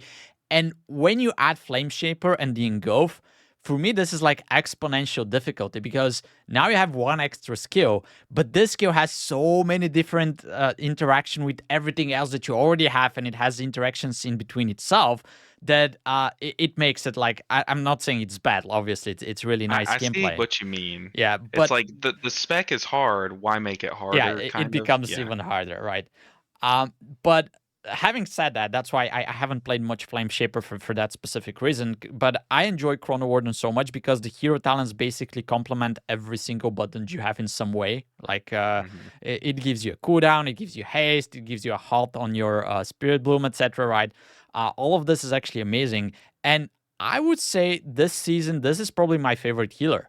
Honestly, I had so much fun on Evoker playing it, despite all the difficulties that you have with the range and people not placing themselves correctly. Because if you don't hit everybody with your Yeah. breath, they're in trouble, but they don't care. You know, it's a healer problem, right? Despite all of that, I had a lot of fun playing it. And the HPS is there, the throughput is there. You're doing a lot of damage. You know, it's a lot of fun to play. But I think one of the main reasons why this spec is kind of like neglected is the fact that Augmentation Evoker still exists in the game. We had a different chart last week, which was showing the meta and what everybody's playing. And I think it was like 98% of all the people that play Evoker in general, 98% are playing Augmentation. right? Which leaves 2% for devastation and preservation. So somehow I think this is the biggest problem. I think if augmentation was not in the game, this could see a lot more play. And the worst part is that augmentation is definitely used and kind of like required in world first keys, which is what we watch on streams, etc. Right? And we kind of start thinking, okay, if they're playing it, then we have to play it as well in our keys. But our keys are completely different. And I would even argue that augmentation is really bad in low keys, right? Because first, you need to have a good aug. Like, this is a class that you can play it in any level, but if you min max it, the difference is significant from timing a key or not. And then, even if you play it correctly, you're kind of dependent on having two other players that are good, right? Because you're buffing their damage. Zero. Yeah. So a million times zero is still zero. exactly. Like, you buff a bad player, they're still bad. Exactly. So augmentation is kind of overrated in low keys. But people still think it's required, and this is hitting hard on devastation, which, by the way, I also like, and preservation. So less people are playing it. And to me, I don't know. For me, that's a big problem. I don't like how they introduced augmentation to the game. I like the idea behind it, but I don't know how it. I don't like how it works out. And this is hurting a lot. Probably one of the nice healer specs that you can play. But I'll leave it to you guys if you have a different point on this. I think you nailed it. I mean, you know, it's required for the highest keys. Everybody watches that, and so that means we have to have that, and so nobody's gonna play Prez, right? And unfortunately, even Dev, I can't remember the last time I played with a Devastation Evoker in a key. I don't even, maybe once or twice, maybe. Yeah. Few augs, but I, typically yeah, you see them. I still see them, but it's not. I think today I ran probably like 5 or 10 keys, and I think I saw one aug. But Prez, it's a great class. It's fun. I had a lot of fun in Dragonflight. I haven't played it at all. I leveled it, but I haven't played it in keys. I plan to play some in keys. I like the difficulty of the combinations and the interactions and the abilities, but it's difficult. It's definitely difficult. And when you start looking at, again, going back to Zug Zug, Aug, you can Zug Zug. You can actually be pretty bad Aug and still get invited to keys and get carried all the way up to probably that's the problem. 100. Yeah. Yep, exactly. Because you just, even if the other DPS are good and you're terrible, you're still gonna clear the key if you're at least pushing prescience and and doing your Ebon Might and stuff. So, which is unfortunate for the other two classes because, and it's not only that it's a game design issue as much as it is social, right? Just the community and WoW and them just saying, oh no, if that dog don't bring it, basically. It's unfortunate. Well, I would also argue it's kind of a scarcity issue. Like, look, we live in post-augment world, okay? We just have to accept that augmentation exists. Like, you can dream about it not, but we're here. But if someone invites an evoker to the key, like, I see people type, "Can you play aug?" Like, "Can you play aug?" Like, it is a thing. But if there were more support role, like support classes in the game, I know it would be like, it's a very fine line between broken and not, because that's just how support works, and that's how volatile a 5-man group is. But if you do start opening that door and creating more support roles, like branch off Totemic Shaman and make it its own spec, boom, you augment people's attack speed, their spell casting speed, like stuff like that. If you start opening that door, make Fistweaver a thing, then all of a sudden we can open the door of 6-man Mythic Plus. We have a tank, healer, support, bunch DPS, but I guess at that point, then I guess that wouldn't really solve anything, because then everyone would play Og or Totemic or whatever. But I just think, like, right now it feels like with them being the only one, it's also kind of inflating their numbers a bit in the low end, like you were saying, Jay. Like, people think they're more necessary because Yeah. they're rare, Yep. And as Yeah. you said, it's a very fine line of when is this required? Like if you have 5 people and one of them needs to be support, is that required, or you can actually go with 3 DPS? And that's very, very touchy area. I'll add one more thing, which is kind of very personal, but I used to raid on my Evoker a little bit, and I used to have a blast with the Emerald Blossom build in the raid, where you just drop those things a and they good time. multiply, yeah. And this kind of got killed by the Flame Shaper, because now if you go and you play the Emerald Blossom, my guild actually did like a heroic oath run or something, and I just joined to help them because they need an extra healer. And I went and did the Emerald Blossom build, and they were like, why are you lasting the meters, Wolvy? What are you doing? And I'm like, guys, I'm just having fun. You know, I don't want to play Flame An alt Shaper. run. Yeah. Send me that log. I want to flame you Yeah. for it. Oh, That's okay. funny. All right. I got Yeah, the flamed. other, I will say one more thing too on the I got flamed AUG enough. I'll or just say that. Okay. that's funny. On the AUG Prez topic, you know, I think I lost my train of thought. It must not have been that good. That's the old man stuff. Sorry, guys. I had something It's good, okay. but There's yeah. only 4 Oh, preservation evokers playing the game right yeah. now in Mythic Plus, so you're not really upsetting too many people. Don't worry. Yeah, you know what? Yeah, exactly. No, the other what I was thinking is the viability of it. Right now, it's really good though. It is good if Yeah, you it is play it good. well. It's amazing, and that's But when it was in the gutter, when they gutted it after when it first got released that whole season, and Yeah. literally everybody was playing AUG, even in PvP. Um, nobody else could play anything. It was like AUG or nothing. So they gutted it, and then there was never an AUG anywhere, right? And Mhm. so I think they're trying to find a balance, or maybe just switching it up for them. But when it's good, it's good, and when it's not, it's not. It's like it's either fully alive or fully dead. It's never in the middle. It's not in a place where it's balanced. It's one extreme or the other, unfortunately. So they have to figure that out. And it's a Yeah, hard and problem because this is the way it's designed, right? There's no middle ground for it. Yeah. right. Well, they also, I mean, we can't even ignore their own issues. And I know, like you were saying, a good Prez player, one is playing with good people that know to stand in front of them, so they get hit by the sphere temporal anomaly Yeah. Yeah. Mhm. and dream breath, so they know this, and then you also know to hit everyone with it. So that's not really an issue. Verdant embrace, you know to press that on yourself after you echo the target, like not to do these things so you don't fly into danger. Yep. But if you're a new player who maybe played Og because it was flavor of the month, or you're just trying out Evoker, if you do a couple keys, you'll die to your own Verdant Embrace Yep. like 10 times. You're like, what am I supposed to do Yeah. here? Like, I have Yeah. to sit there and cast a living flame? I'm not gonna do that. I'm gonna fly to them and heal them and die to it. Yep. Or I'm trying to hit this hunter, but he's out, in Narnia, just nowhere near me so I can breathe on him. So like it does have its own issues, and I think they affect the lower rated people more, but that's you're shaving off the bottom there, and it's really hurting the player base a lot, Mm. I Yep. think. But So probably the barrier to entry is quite high for Preservation It's Evoker. I would agree to yeah, that. for sure. And then you would learn some tricks. Okay, let me rescue that hunter so I can breed on them, and you bring them back in, Yeah. and they just run out. Yeah. Yeah. and Or then I you need I both need a get hit by few the frontal. dispels. I need a couple dispels, Oh Yeah. yeah, how can I use get your more than 2? Yeah. yeah. All right. Well, we have to talk about this too, but let's jump to the last spec, healer spec, Restoration Druid. What we see on the screen right now is the data for Mythic Plus. Half of the people basically are playing Wildstalker, the other half is playing Keeper of the Groove, and then in the raid, everybody's playing Keeper of the Groove.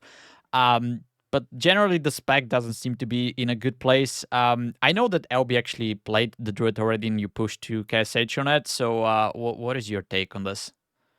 Look, I started on Resto Druid, and one of the main things, the biggest noob trap, is when big damage is coming out, don't fall into the habit of regrowth spamming. Trust your hots. Have your efflorescence down. Have your 2 life blooms out, or back then it was just 1. Have like all of your pre-hot your rejuves, and then the damage hits, and trust those. Like maybe pop flourish or something. Mhm. But n- it was so jarring for me going back and playing this after a few years, because nowadays regrowth packs a punch. It wallops health bars, and it was tough getting used to it. But the moment I did, it's like this thing clicked for me. And I think that's why a lot of people are struggling with Druid, because it doesn't feel like you're kind of ditching your basics or your like basic knowledge, in order to like trust in your regrowths more now, because they were my top healing source. I'm pretty sure, like, as I was Yeah. getting to the higher keys, because they heal Mhm. so much. But I really like it. I tried Wild Stalker. I used to love cat weaving. Like, I would just farm it all day in Shadowlands, even when it wasn't good. But Wild Stalker to me just did not feel as engaging, so I didn't enjoy it. Although I saw the strength to that, and then on top of that, I know some people play Wild Stalker, but for the healing, not even Uh-huh. for the cat weaving.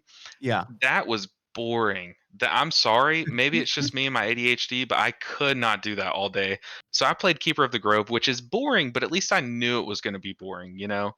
But like I said, like some of the changes to Resto Druid, kind of like Disc Priest, how we were talking about how their biggest issue is like if one person takes a smack, how do you get them to full before they take the next one? Resto Druid kind of has that, especially with this affix, where like the affix comes out, I need to top this person up really quickly. But having two charges of Swiftman hits Mhm. harder. Your nature swiftness regrowth hits harder. Like it is taking so many steps in that right direction, but still it's not quite there, I think. And I Yeah. think part of it is because of this dungeon pool, the affixes, like something's not feeling right. And that's why, just like Disc, you see this played kind of toward the top end because it can do like damage and it can stealth and like do some fun things in the MDI. But like other than that, what does it do that other healers don't, you know? But that's Yeah. my spiel on Resto Druid. Yeah, me, I like it. I just don't like the APM. It just, I mean, outside of wild growth, you're pressing and if you're like me, you're pressing it 3 times to make sure you get it, or maybe even 4 times to get it. So there's a lot of clicking on Resto Druid. I like both Wild Stalker and Keeper of the Grove. I was playing a little bit more Wild Stalker towards the end in keys. I think it's really, really fun in raid. I like it because um, it's a little more forgiving than Discipline Police in raid, where I can blanket all, I can ramp up, and then I could just spam regrowth for free basically. Once I hit my flourish, Because and of it's just like, abundance. Yeah. yeah, and I could just go crazy. And I mean, I feel like Resto Druid cranks healing if you're paying attention to the damage, because I play disc free, so I have to pay attention Yeah. to damage patterns, and hit it exactly right. On Resto Druid, I don't even have to hit it exactly right. I can blanket and do my thing, and even if I'm a second early, it doesn't matter. If I'm a second late, doesn't matter. But it cranks, and I think it's fun. It's just too many APMs, even in the even with like you have your recovery abilities with nature swiftness, swift man, and I don't feel like, yeah, I feel like it's in a good place. I just think it's too much work. It's way too much min maxing. Yeah, it's Mhm. just a lot of work for other classes that just do it super easy. Yeah. I It's will really, say I had to relearn the dungeons when I pushed on the druid, because when I push on my monk, the timings are different. I know the boss is about to slam, so I press Chi right before the slam to get the yeah. shield, and then like do my stuff right after then. But with Great. druid, I mean, I had to relearn boss patterns, Yeah. because you have to like treat every mechanic so differently. And the cool thing, what makes druid really cool, is how adaptive their spells are. So like wild growth is an AoE heal spell. However, if you need more single target healing, you put your efflorescence down on that target or the tank, or where they can be in it, and you wild growth to pile another hot on. So Yeah. it's Oh like yeah. it's very adaptive. Yeah. So also stacking that on top of the having to know timers, and I had to like revamp my UI because I just didn't have my big wigs visible. So like I had to see like Yeah. 10 seconds before stuff came Yep. out and stuff. But Exactly. 10 it's globals. but 10 it's there globals. is fun in that. But yeah, It 10 is. globals. It feels like there's 10 globals you have to do. Yeah. But yeah. Yeah. I'll jump in here, and I'm biased, but I just don't like the playstyle of the hot stuff, etc. You know, it's probably a mid thing. And I will say, in the beginning of the season, by the way, I was watching LB stream, and he was like, "Oh, I'm gonna do all healers to KSH," and I was like, "Let me do that," and I actually did. I got all the healers to KSH except Druid. My Druid is still not on 2K. I think IO, and half of the keys I did as a bear. I guess that tells you enough, but um I kind of like don't like the fact that I got, as you said, I got stuck casting regrowths all the time when people make mistakes, and I'm trying to just salvage the situation by single target hotting them. The fun in Druid for me back in the day was the complexity that came from like switching into cat form and then going out and managing all of the stuff. And I guess this is what Wildstalker is all about, but as I said, the healing doesn't seem to be there when I'm just in cat form, so I have to jump out, I have to spam the regrowths, and I just didn't have fun. I just didn't enjoy the season. Again, it might be a mything, but it's definitely something that I still don't want to play. I don't even know if I'm gonna get it to KSH. Like I might skip it this season. I wouldn't blame you. Yeah. And then in rate, as I said, it's like halting everybody when they're full health. That also goes a little bit against the way my brain works. So maybe biased, maybe not, but this is definitely something that for me it's not in a good place right now. And I will add one thing. So that was something that everybody played at the end of Dragonflight. It was in a really good spot. Like people were pushing on Druid in high keys. They were playing it in all kinds of different content, and they good at it. Same thing as the H-POW after the rework. So now it's down in the dumpster. Nobody plays it, and it's not in a good spot. And again, that's something that I don't think it should happen in the game. It should be not that extreme when something is good and then they just make it look so bad and feel so wrong. Um, I'm kind of even afraid that this could happen to like Shaman in the next year because they're kind of like in a good spot right now. So there's a fear in me that could follow the same way Well, as H-POW and Druid. I don't think Shaman's at risk right now of what's happened to Druid, because like one of the big like phenomenons that's kind of sneaking underneath our radar is that they're kind of disc priesting every spec. Yeah. Like Mhm. they're shaving identity off of each spec and adding in this like element, which is the reason why people enjoy Mistweaver and Disc Priest, and to an extent Holy Paladin, where your damage like scales your healing. Like Yeah. your healing is a direct modifier from your damage. But they've kind of like they tried to give Druid this identity. I don't know what talents it is, but it's like they gave them some talents where like your ferocious bite, your like some Yeah. of your spells like heal off of your or heal off the damage, and it just didn't stick. So now there's just dead talents on the tree. And I mean they're not like dead, but they're just, I don't know, it's kind of like it's shaving off some of the identity and trying to force the cat weaving playstyle when the cat weaving playstyle is there. Like no one's Yeah. denying that. And also I'm pretty sure like your Starfire can heal too, so that part of it's cool, but I don't know, it just doesn't feel the same. Like it it's missing something, and I think there's a hole in its talent tree where they tried to discify it, but Yeah, it and just didn't unfortunately, stick. they did so many changes. They tried hard, but somehow they like, I don't know if it's tuning. I think personally, I think it's a little bit the gameplay style right now, but maybe they need to keep iterating on that. All right, so let's finish by doing a small tier list with everything that we've said so far, considering raid healing, mythic plus, the hero talents available for each of the specs. We can go around the table for each healer. If you don't want to rate something because you haven't played it, that's fine. And then we can try to agree where we're going to put all the healers in this tier list. So I guess we can start in this order here. We can start with, I think yeah, before we start, go ahead. what are we gonna do a universal criteria? Yeah, Do like you, I would say use whatever criteria you want. Like how does that healer rank for you personally? And okay. if it's difficulty, it's difficulty. If it's whether it's performing good in Mythic Plus or Raid, that's fine. Whether the hero talents are viable, right?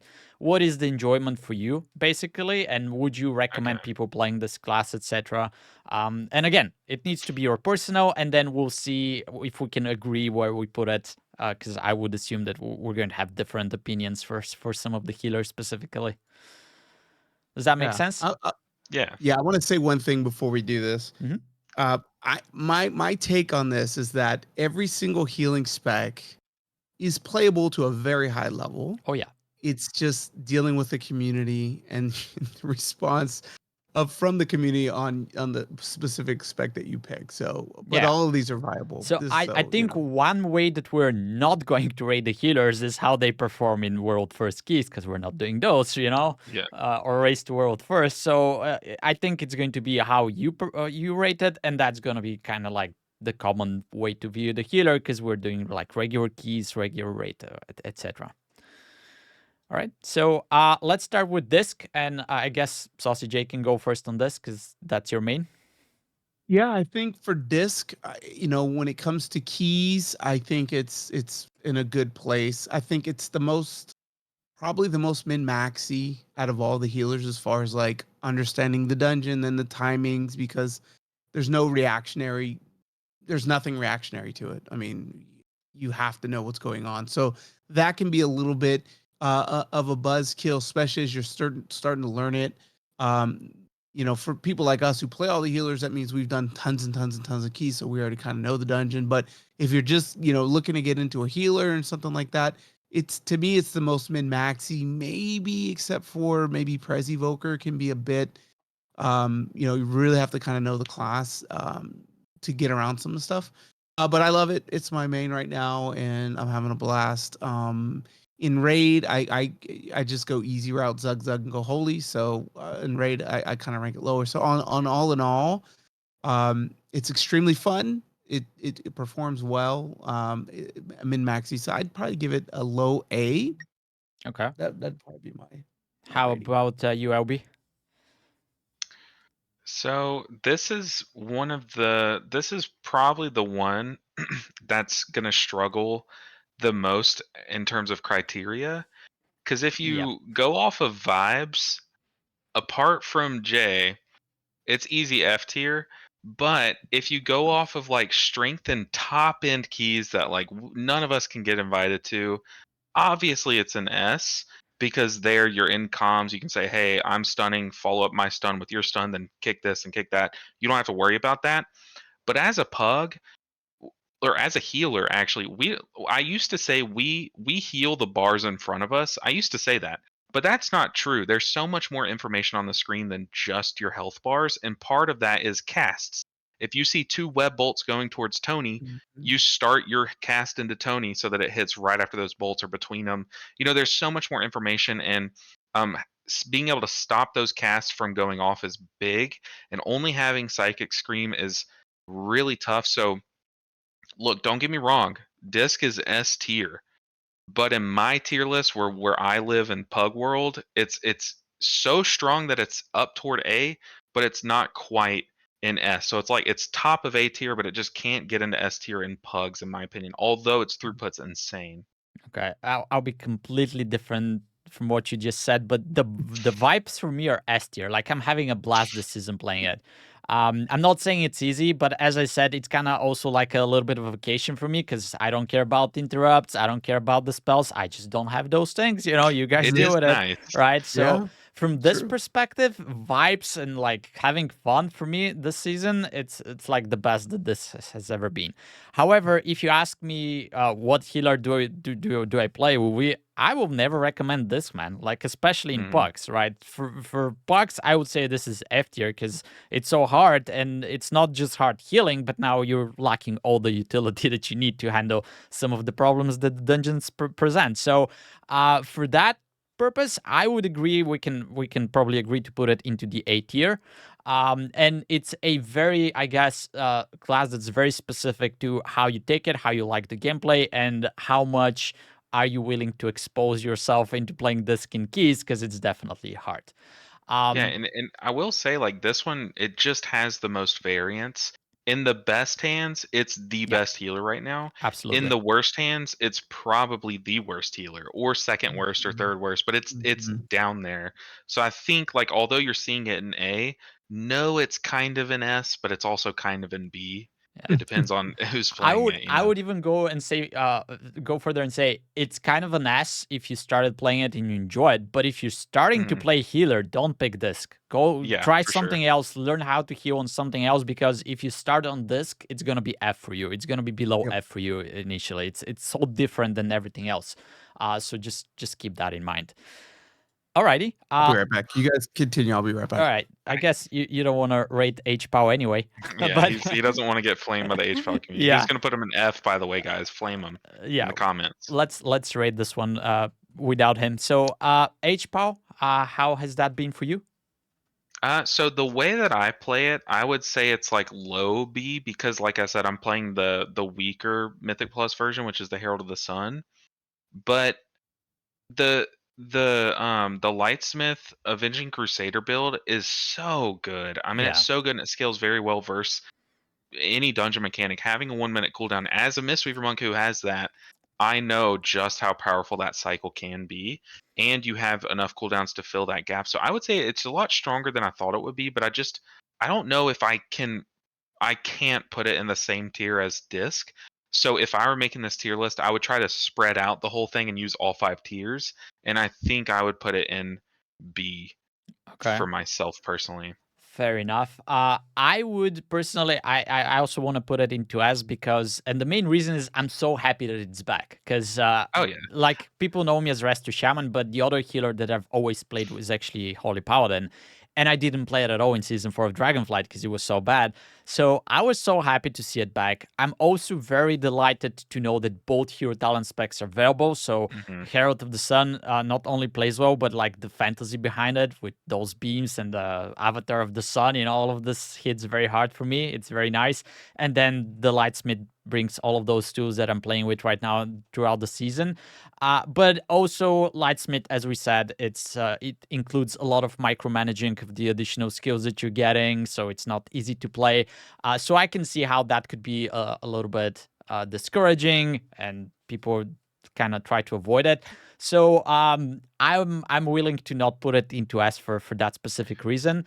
Now, I will say, like your main reason for putting it into S is that it's back, Yeah, and I agree. Like like I said, if this were a vibes tier list, I think there's no denying it's an S yeah, because like not only is it back and it's like very good and it's kind of restored a little bit of what it can do, it's also gained its identity back where like they're the shock healer, and exactly. I really appreciate that. I really like that they've kind of given that back to them, and it's good. So I would put it in S in a vibes tier list, but for the way that I like to do, unless we're actually fully going off vibes, which I'm down to do, Yeah. I would probably not put it in S, especially not above Disc Yeah, right I now. totally agree, especially when we consider that Avenging Crusader is not a playstyle that everybody likes, Mhm. agrees, and vibes with specifically, and it's definitely harder to play. So for that reason alone, I'm willing to put it downwards as well. So question is, do we go low A or high B? I don't think we should clutter the A too much because I'm gonna stand my ground, spoiler alert, Okay. for a specific healer. I would say B, but like just know that that's because Disc is the real S. Really, it's supposed to be like S plus, then Okay. Disc and S, and then they're basically an A. Is how I'm viewing this. All right. We could have put S plus because I have something for S plus as well. But let's put it like that. We can just put it into B, and then everybody can just keep in mind what we're saying, I guess. All right. So let's go to Holy Priest next. Do you want to start on this one? I will. I don't have as much experience as with the current iteration of Holy Priest, but I did play it a lot in the past. Like I know what's going on. I will just say that they kind of suffer from the priest syndrome, which is where in Mythic Plus especially, you're going to have a situation where someone levels a priest, and the strength of priest is, hey, if one spec is bad, swap to the other one. But that's also the downside from the other half of the Yeah. coin. If disc is great, no one's going to be playing holy, and you kind of just suffer from that. So I think the worst pre-spec will always look worse than it is, and that's kind of what happens to holy. It's not as bad as people say, but it does have all the same weaknesses and lacks some of the strength that disc has. So Mhm. personally, Which one? I cannot put it in F tier. I don't want to get roasted in the comments. I don't think it's F tier, but what are you doing to me? I'll put it in C. Okay. I don't think anyone, surprisingly, I don't think there's an F tier. this tier I personally. I Though. have one, but we'll get there. I'll add up just because basically everything you said is exactly how I feel. I already said that to me, Holy Priest kind of feels like a budget rest to Shaman version, and then Mhm. you have a very good point. Disc is now superior, so everybody's playing this, which makes Holy Priest look even worse. And you know, I'm just I haven't played it much. Let's say that. So I don't know if I should be rating this at all. But personally, for me, I think F is going to be too harsh as well. But I also don't see how we can put it higher, especially in B if we have the Holy Paladin there. So for me, it's also going to be a C tier. Do you have a different take, SaucyJay? I think it's better than C, but I again I think you run into what do the other healers currently bring? And when you compare it to other healers, I think that's why it feels like a C. Yeah. But I think from a performance sense, it'll get the job done, and it doesn't require a whole lot of like I need to understand everything that's happening. Because I mean, unless it's like Guardian Spirit's like the only thing that really you need to put it on before they Mhm. die. Outside of that, I mean, everything else is reactive base, and there's some maintenance that you have in there, but um, it's kind of it's a fun class to play, and I think it's a very easy class to learn how to play with. I think it's pug friendly as like lower keys, right? Mhm. If you're trying to learn how to heal, I think Yeah. it has enough utility. It does have PI still. So there's some cool things that it brings. It's not as strong as the other healers when you look at the full toolkit. Um, but it can Still a still get the job priest. done. Yeah. Yeah. Yeah. Oh, Yeah. let's also mention it's actually blasting in raid. It's not bad at all there. It's But Especially blasting heroic raid. raid. It, yeah, it makes Yeah. heroic raid look easy, like straight Oh up. exactly. man. Yeah, but So I easy guess our too. main perspective is a little bit leaning towards Mythic Plus a little bit more. So do we put it into C or we want to try to push it higher? I think C is okay C is with fine. the caveat that, you know, when you're comparing it to everything else, this is a tier list, so it's meant to be compared with others. So I Yeah. think in that respect, it belongs in C. Okay. All right. So let's jump to the Mistweaver next. No way we don't start with LBNinja here. I think I think we all know where it goes, and I Yeah. don't think I have to say much. It's Definitely the goes to F. easiest. Yeah. Should we add an S plus plus at The the easiest top? S. Okay. No. So one thing that I think a lot of people are sleeping on is a lot of people know Disc does good damage right now, but not a lot of people know that Mistweaver is doing insane damage right now. Like you Yep. said, Crackling Jade Lightning is Mhm. like the top of the charts, and it does so much, and that does so much healing. So not only did buffing Master of Harmony make Master of Harmony better, but adding in Jade Empowerment has allowed us to take Master of Harmony, because before, even though Master of Harmony did good damage, we couldn't really take it because we needed the safety of Conduit. But having your Crackling Jade Lightning at 2 charges be an AoE a cooldown has filled that gap. So you were doing so much damage. The problem is, like you said, healer damage doesn't matter as much as it has in the past, but the way that you do damage as Mistweaver is very important, and having being able to pick a priority target really helps. And the raid healing is pretty solid right now. It's not as good as it has been in the past, but it's still very it's I mean, look, they should be at the top of HPS charts because they literally bring nothing else to raid right now. Yeah. But it's like passable in mythic raiding, I would say. But you know what? Screw that. Buff their raid healing. Put them in S tier. Easy.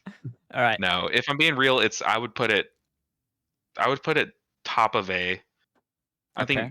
Top on of A. average it's better than disc, but like the best disc player can get further with disc. But yeah, that's where I would put it. Okay. How about you, SaucyJay? I need to play it more. Honestly, I mean, you know, watch some people play it, and have been in some when I'm playing lock or tanking, and you know, it functions. It's good, but I want to be able to play it, and I need to play it really to be able to you know, really assess where it belongs. I think the days of spin to win that was like big in Dragonflight, and that went away. And so I'm kind of excited to play it. I just haven't got there yet. So I'm gonna rely on you guys. I know you guys have played a good amount of it, so I'll let you guys put it where it needs to be. I'm a little bit biased because I'm a fan of the play style. It's still the spin to win is still there, in big pools. You Oh, it just, is. Oh, yeah, okay. it's, I don't yeah, think it is right. Well, okay. It depends on which hero talent tree you're running. Like you do not press spinning crane kick with Master of Harmony. I'm pretty sure ever. yeah. Like Oh, it's let me say this. very So my ranking is from the perspective that I haven't played Master of Harmony, and obviously I'm missing on this. Like I need to mhm. try it. But in general, as I said, I'm a big fan of the gameplay style, and I actually have it as S in my personal tier list. I So mean, I think I agree with you. yeah, I'm kidding. we have to put it up there. Yeah, so it's a fun gameplay style. It's a little bit different than everything else because obviously you're melee and you're doing damage to heal most of the time.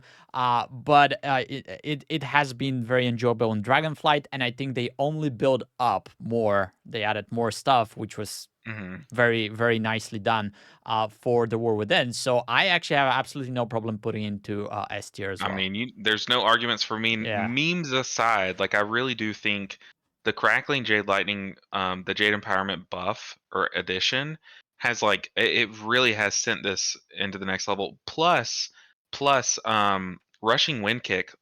yeah, It you can't really get away with it in Mythic Plus because it does share a node with Jade Fire Teachings, yeah. which is what makes your Crackling Jade Lightning heal more. But in raid, it really it doesn't remove, but it really reduces how much you're punished for playing well. Because Mistweaver's a really weird spec. Imagine this, Jay. Imagine you're playing Discipline Priest and you get reduced healing for each atonement you have out. Hmm. That's kind of what happens with Mistweaver. They punish you for having more renewing mists out, but Hmm. rushing wind kick kind of helps with that. So it's like it's just in such a good spot right now. And for the average player, you can crank with this damage and healing alike. So I would argue S for Okay, sure. so I guess that's an easy yes. Take it as you will. The next on the list is the Preservation Evoker. And I'll start with this one because for me personally, if it was my personal tier list, and I know that I'm not going to get flaunting comments and stuff like that, that is actually S plus for me this tier. Like I had so much fun playing it, learning the complexities in Mythic Plus, playing Chrono Warden. Obviously, I don't play Flame Shaper that much, and as we said, it's hard, right? Because you have a lot of interaction with your different skills. You have to know how they work with each other, stuff like that. And then you have the range limitations, and then people need to know where you stand, right? So all of this makes it even harder to play. And for that reason alone, my personal experience is S plus, but I don't think I would even put it in S from that regard, because that's another healer that I would not recommend people to play if they're starting because it's very tough in general. But if it comes to fun and learning and playing it, it's definitely top notch for me. From that perspective, I guess we can put it into like A for me, low A, but I might be willing to go even lower if your takes are much different than mine. Mine's gonna be low, so I don't know where you're at. I would it's just so hard to gauge Prez because one, the player base is so low. But it like we talked about it earlier, there's so much variance in the spec just like with disc. Like and it's not even up to you. Disc it's up to you. If you're playing bad, you'll just do horribly. But Evoker, if you have a group that's not like coordinating with you, it can be very punishing. But you can't make a tier list based on the worst case scenario every time. I think Prez Evoker has surprised me. The raid healing is still very good. I would also kind of go like kind of up there with Disc. Once again, knowing that Disc is S tier in the right hands, I think it Prez can be up there like between maybe up to like Holy Paladin level. I would Mhm. put it. I wouldn't put it down with Holy Priest, but probably with Holy Paladin. Okay, so it's like in between those two for you. Yeah, I would say yeah. So my take is the biggest hurdle is going to be.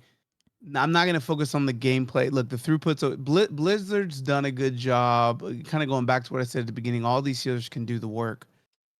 The problem is the people, and you're always going to run into what LB said earlier. Hey, you're Prez, but can you play Og? Can you play Og? Right? And so there's just this nasty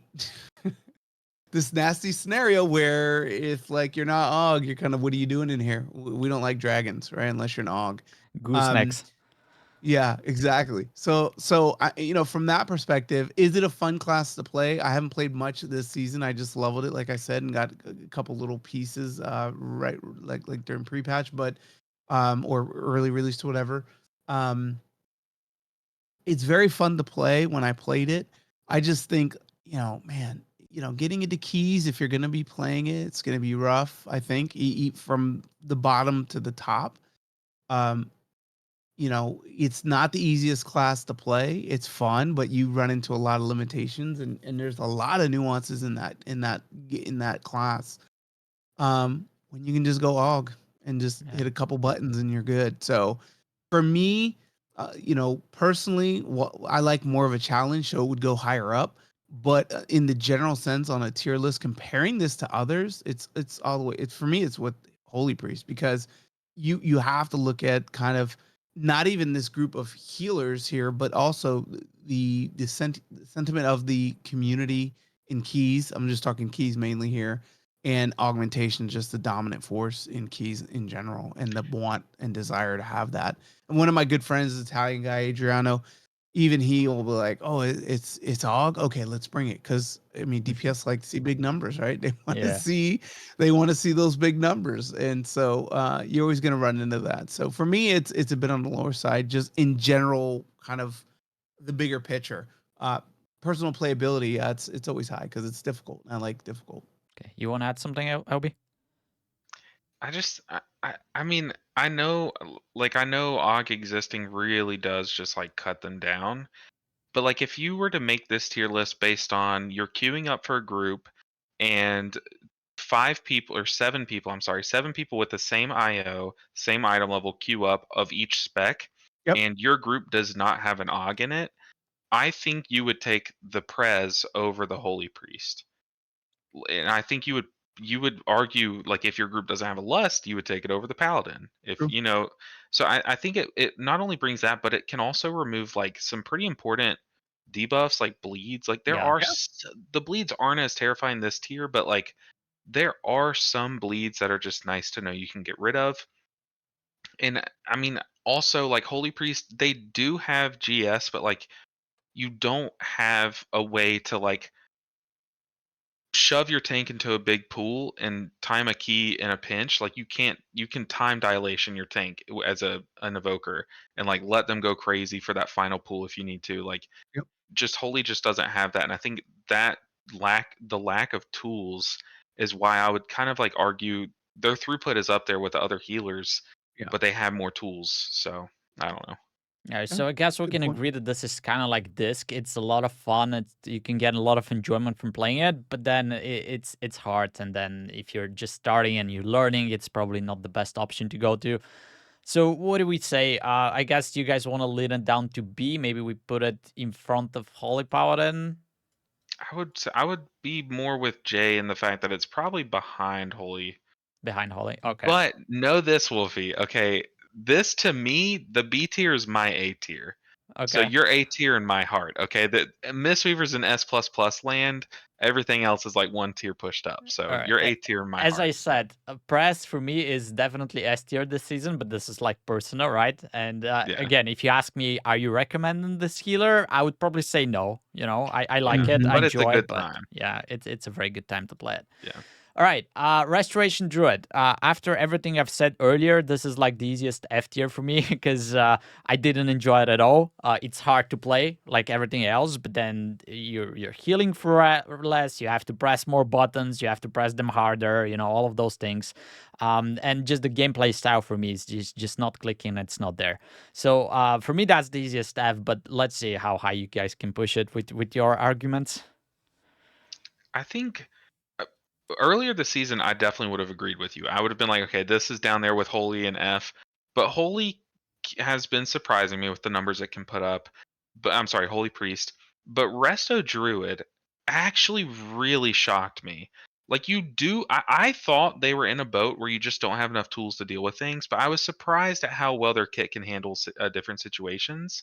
And they do suffer in the wrong hands because they have discs problem where you have to ramp Mhm. pre-damage a lot. Yep. Um, but I think they're so much better. I think every healer is so much better than you think right now. I think right now we're all kind of wearing these goggles that are just Xalatath's bargain, that are just ruining the tier force. But I think Resto Druid is better than we think. But I think they just do everything that disc does, but worse, other than a few things. Like they have some things that they obviously do better, but I think it just like I would never bring a druid to my key if there's a disc that's also queued up. And for that reason, I'm out. No, but for that reason, I would put them down there, like probably below Evoker, maybe in front of Evoker, but only because of Mark of the Wild, because they do fill B-Res and Mark of the Wild. Yeah. It's just like Evoker is great and fun, but I would personally put them between Paladin and Evoker, if I'm being honest. Okay, so middle B tier for you. How about Jay? Yeah, I think I love Resto Druid. Love it. It was originally I made a tier list going into the War Within on like which characters I was gonna play first, and I had Resto Druid at the top. My poor hands, man. I can't. The APM's Just just don't cat it's weave, I'm telling you. no, I wasn't Just even cat weaving. It's just like like in raid and in keys, it's like you have to you have to keep people blanketed. mhm. Like, because once the damage comes, you need to be able to press, your regrowth and it needs to hit, right? And it needs to actually have an impact. Because if you don't have hots on them, doing regrowth spam does nothing, right? And by regrowth, you mean flourish probably, but No, regrowth, right? Like Regrowth scales pretty heavily off of how oh, many okay, hots you with the have now. mastery. Okay, yeah, It's yeah, all right. different, yeah. yeah, Yeah, it, yeah, it hits hard when you have hots out, but if you don't, it kind of weak. yeah. And that's why I started playing Wildstalker, because the extra hot, even though it doesn't heal for a lot, when you start to add your efflorescence and all these other hot, it cranks, man. But there's no rest. There's absolutely, you're never resting as a resto druid. And then when the build that I was running, I'm only at 2200 and I stopped playing. I pushed that up like the first or Mhm. second week. Um, the build I was running, you go but then you can Wrath and Star Surge to get mana back. So you're Yeah. never resting. You're never resting. And yeah, I guess I could have went cat weave, but did the same thing. You're still pushing buttons Do like you the wanna whole know the time. trick to Yeah. your hands? I am the same way. I'm 28 years old, my hands are 58. But if do you have a Stream Deck or anything external, like anything that you can press a button on, or a Steam Deck? I don't know. But if you get something like a foot pedal, they Uh-huh. make the triple foot pedal. Yeah. Make one of them your wrath, one of them your regrowth, and one of them your rejuve, and it'll shave so many globals off of your hands. Like I use the 12 button mouse, but Uh-huh. I That's the use one I a have. I Yeah. use a Steam Deck or Stream Deck, whichever one's the cheap one, and I have wrath, rejuve, and regrowth. I never told anyone on my stream. No one ever knew it, but I would just do that and just press it with my toes. That's it. That's Wait. hilarious. Are you saying that you're actually healing with your feet? Oh yeah.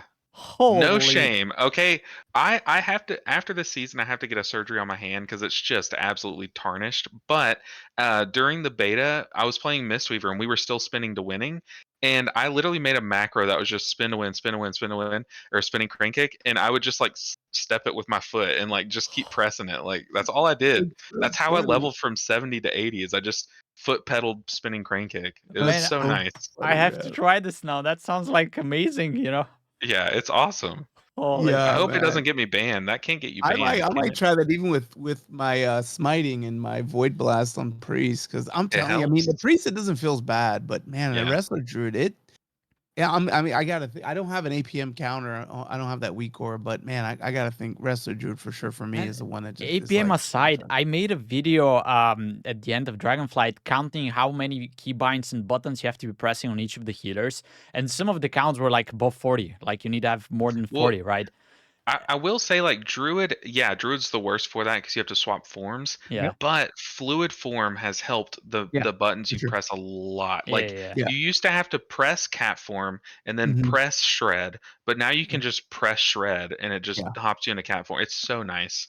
But Um, my whole but point is that still, yeah, I'm running out of keybinds, you know, because yeah, I have a 12 button mouse as well. I have everything Yeah. binded there. Then I have my keyboard, and then I start doing some weird stuff like Shift +4 and Alt Hmm. +5, and like my hand, you know. And now you're saying I can heal with my feet. That's 3 yeah. extra You can. keybinds, man. That's Or amazing. what you can do is you can make a macro where you're both casting Shred and Wrath. I had it on the beta, Yeah, yeah. but I I had have that as a that. macro. Yeah, so like when you're in melee range, it'll swap you to cat form, you'll Yeah. cast Shred, but when you're far away, it'll Wrath. So you can do some things like that too. All right. Yeah. So that's an So I amazing tip, mean, by the way. yeah, I like that. I might have to check that out. I all in all, I think I like Resto Druid. It pumps in raid. It pumps in keys if you know how to play it, but you have to know how to play it. You have to know the dungeons. Um, I don't think it's very noob friendly. I think like if you're a new healer, Mhm. there's a lot to it. Again, I think Holy Pally and probably Holy Priest would be the easiest ones as a new healer. Um, I could see it in the bees, somewhere in the bees as a Resto Druid. Um, All right. for me, I mean, I guess I'll comply with you guys here. Obviously, you know where I want to put it, but I think you should give it a second shot. I think you should give it a second Yeah, shot. try it yeah, again and rely on your regrowths. You'll have a lot more fun. yeah. I mean, I'm done with the other healers. So after Break the Meta is done this week, I'll have to do something. And, you know, pushing like 13s and 14s takes a lot of time in queues. So maybe I just hop on my Druid and play there, you know. Mhm. It's going to be much better experience. All right. So I guess mid B is fine for Druid. And then we have the rest to Shaman left on here. Obviously, I'm biased, but that's like the easiest S for me. The Puck King for sure, and the iteration of Resto Shaman this year has been amazing. You can pick both hero talents, it blasts in raid. The healing stream totem meta is also something that I'm enjoying, although I used to be a very prominent Cloudburst totem Same. player, right? So everything just clicks and it vibes with this class, so it's easy as for me, but that's where I usually put it. So let's see what you guys have to say. I'll concur with that. I mean, it's so fun. It's so easy. It's not difficult. I mean, it's really. I mean, I'm talking totemic. I Yeah, did a little of the Farsi or whatever, but I didn't like keeping maintaining like the ghosts and stuff. I didn't really casting enjoy your that. healing rain. Yeah. So then Oh I yeah. switched over and it was like instant healing rain with these little motes that did extra for like it was super passive and it just worked and like just the chain heals just going crazy. I mean, it just so fun. You have kick, you have stops, stun. I mean, roots. You have all these cool things. So fun. I mean, even if you're new to healing, Resto Shaman is amazing. You don't need 400 binds. You could really get away with just a few, and it's really fun. Okay. Yeah, I mean, no objections here. Because, like you said, for like a new player, look, I don't think any healer is easy. I'll make videos every now and then where I'm like, oh, this is the easiest healer.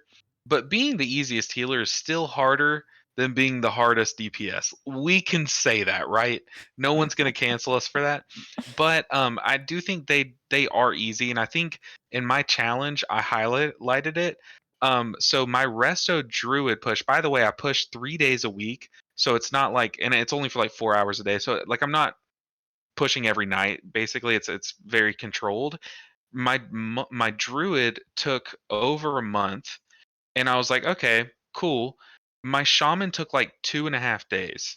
Like it was disgusting how It's so quick I crazy. pushed this thing. Like, well, from a certain threshold to 2,500, but it is a lot easier and it's very forgiving in the sense that like holy priest you mentioned like holy priest and shaman are kind of related, like they kind of do similar whack-a-mole healing, but Holy Priest, you have your fort buff, but fort buff doesn't even pale in comparison to what Shaman gives, which No. is not only a mastery buff, but they also give what do you know what it's called, Wolfie? Where it's like you just get bonus health.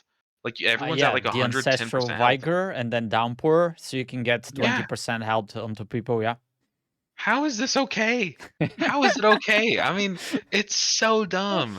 Like you think, picture this: you're in Arakara and you kill the first big spider, and you move to that second one that does the call, the Brood Lord or whatever it's called. Mhm. That ticks. It does like 70% of your health across Mhm. like it does like all of your health and then some over a few ticks. If you're playing your shaman, sometimes you just put one chain heal between the ticks and everyone's fine. Whereas on your paladin, everyone's taking 150% of their health. Like you have to pop like wings plus time your divine toll plus get the holy shock in your beacon of virtue. Like Yeah. it's a lot. Whereas like shaman just can easy mode a lot of things like that.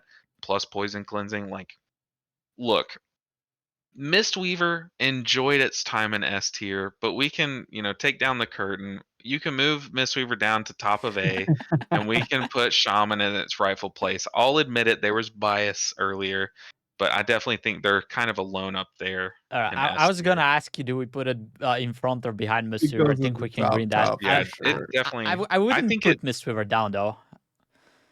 I know I can read a comment already that says, "Wow, of course LBN would put like Yeah, a these Mistweaver in biased top." people.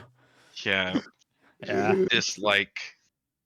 Well, take it as you will, guys. This is kind of like the average of our opinions. So I think that's a fair tier list. But let's see what you guys think down in the comments below. And thank you very much for participating because we've Yeah. been here for a while, maybe a little bit longer than we anticipated. We had fun. Oh Though. yeah, for sure. That was a banger of an episode, if you ask me.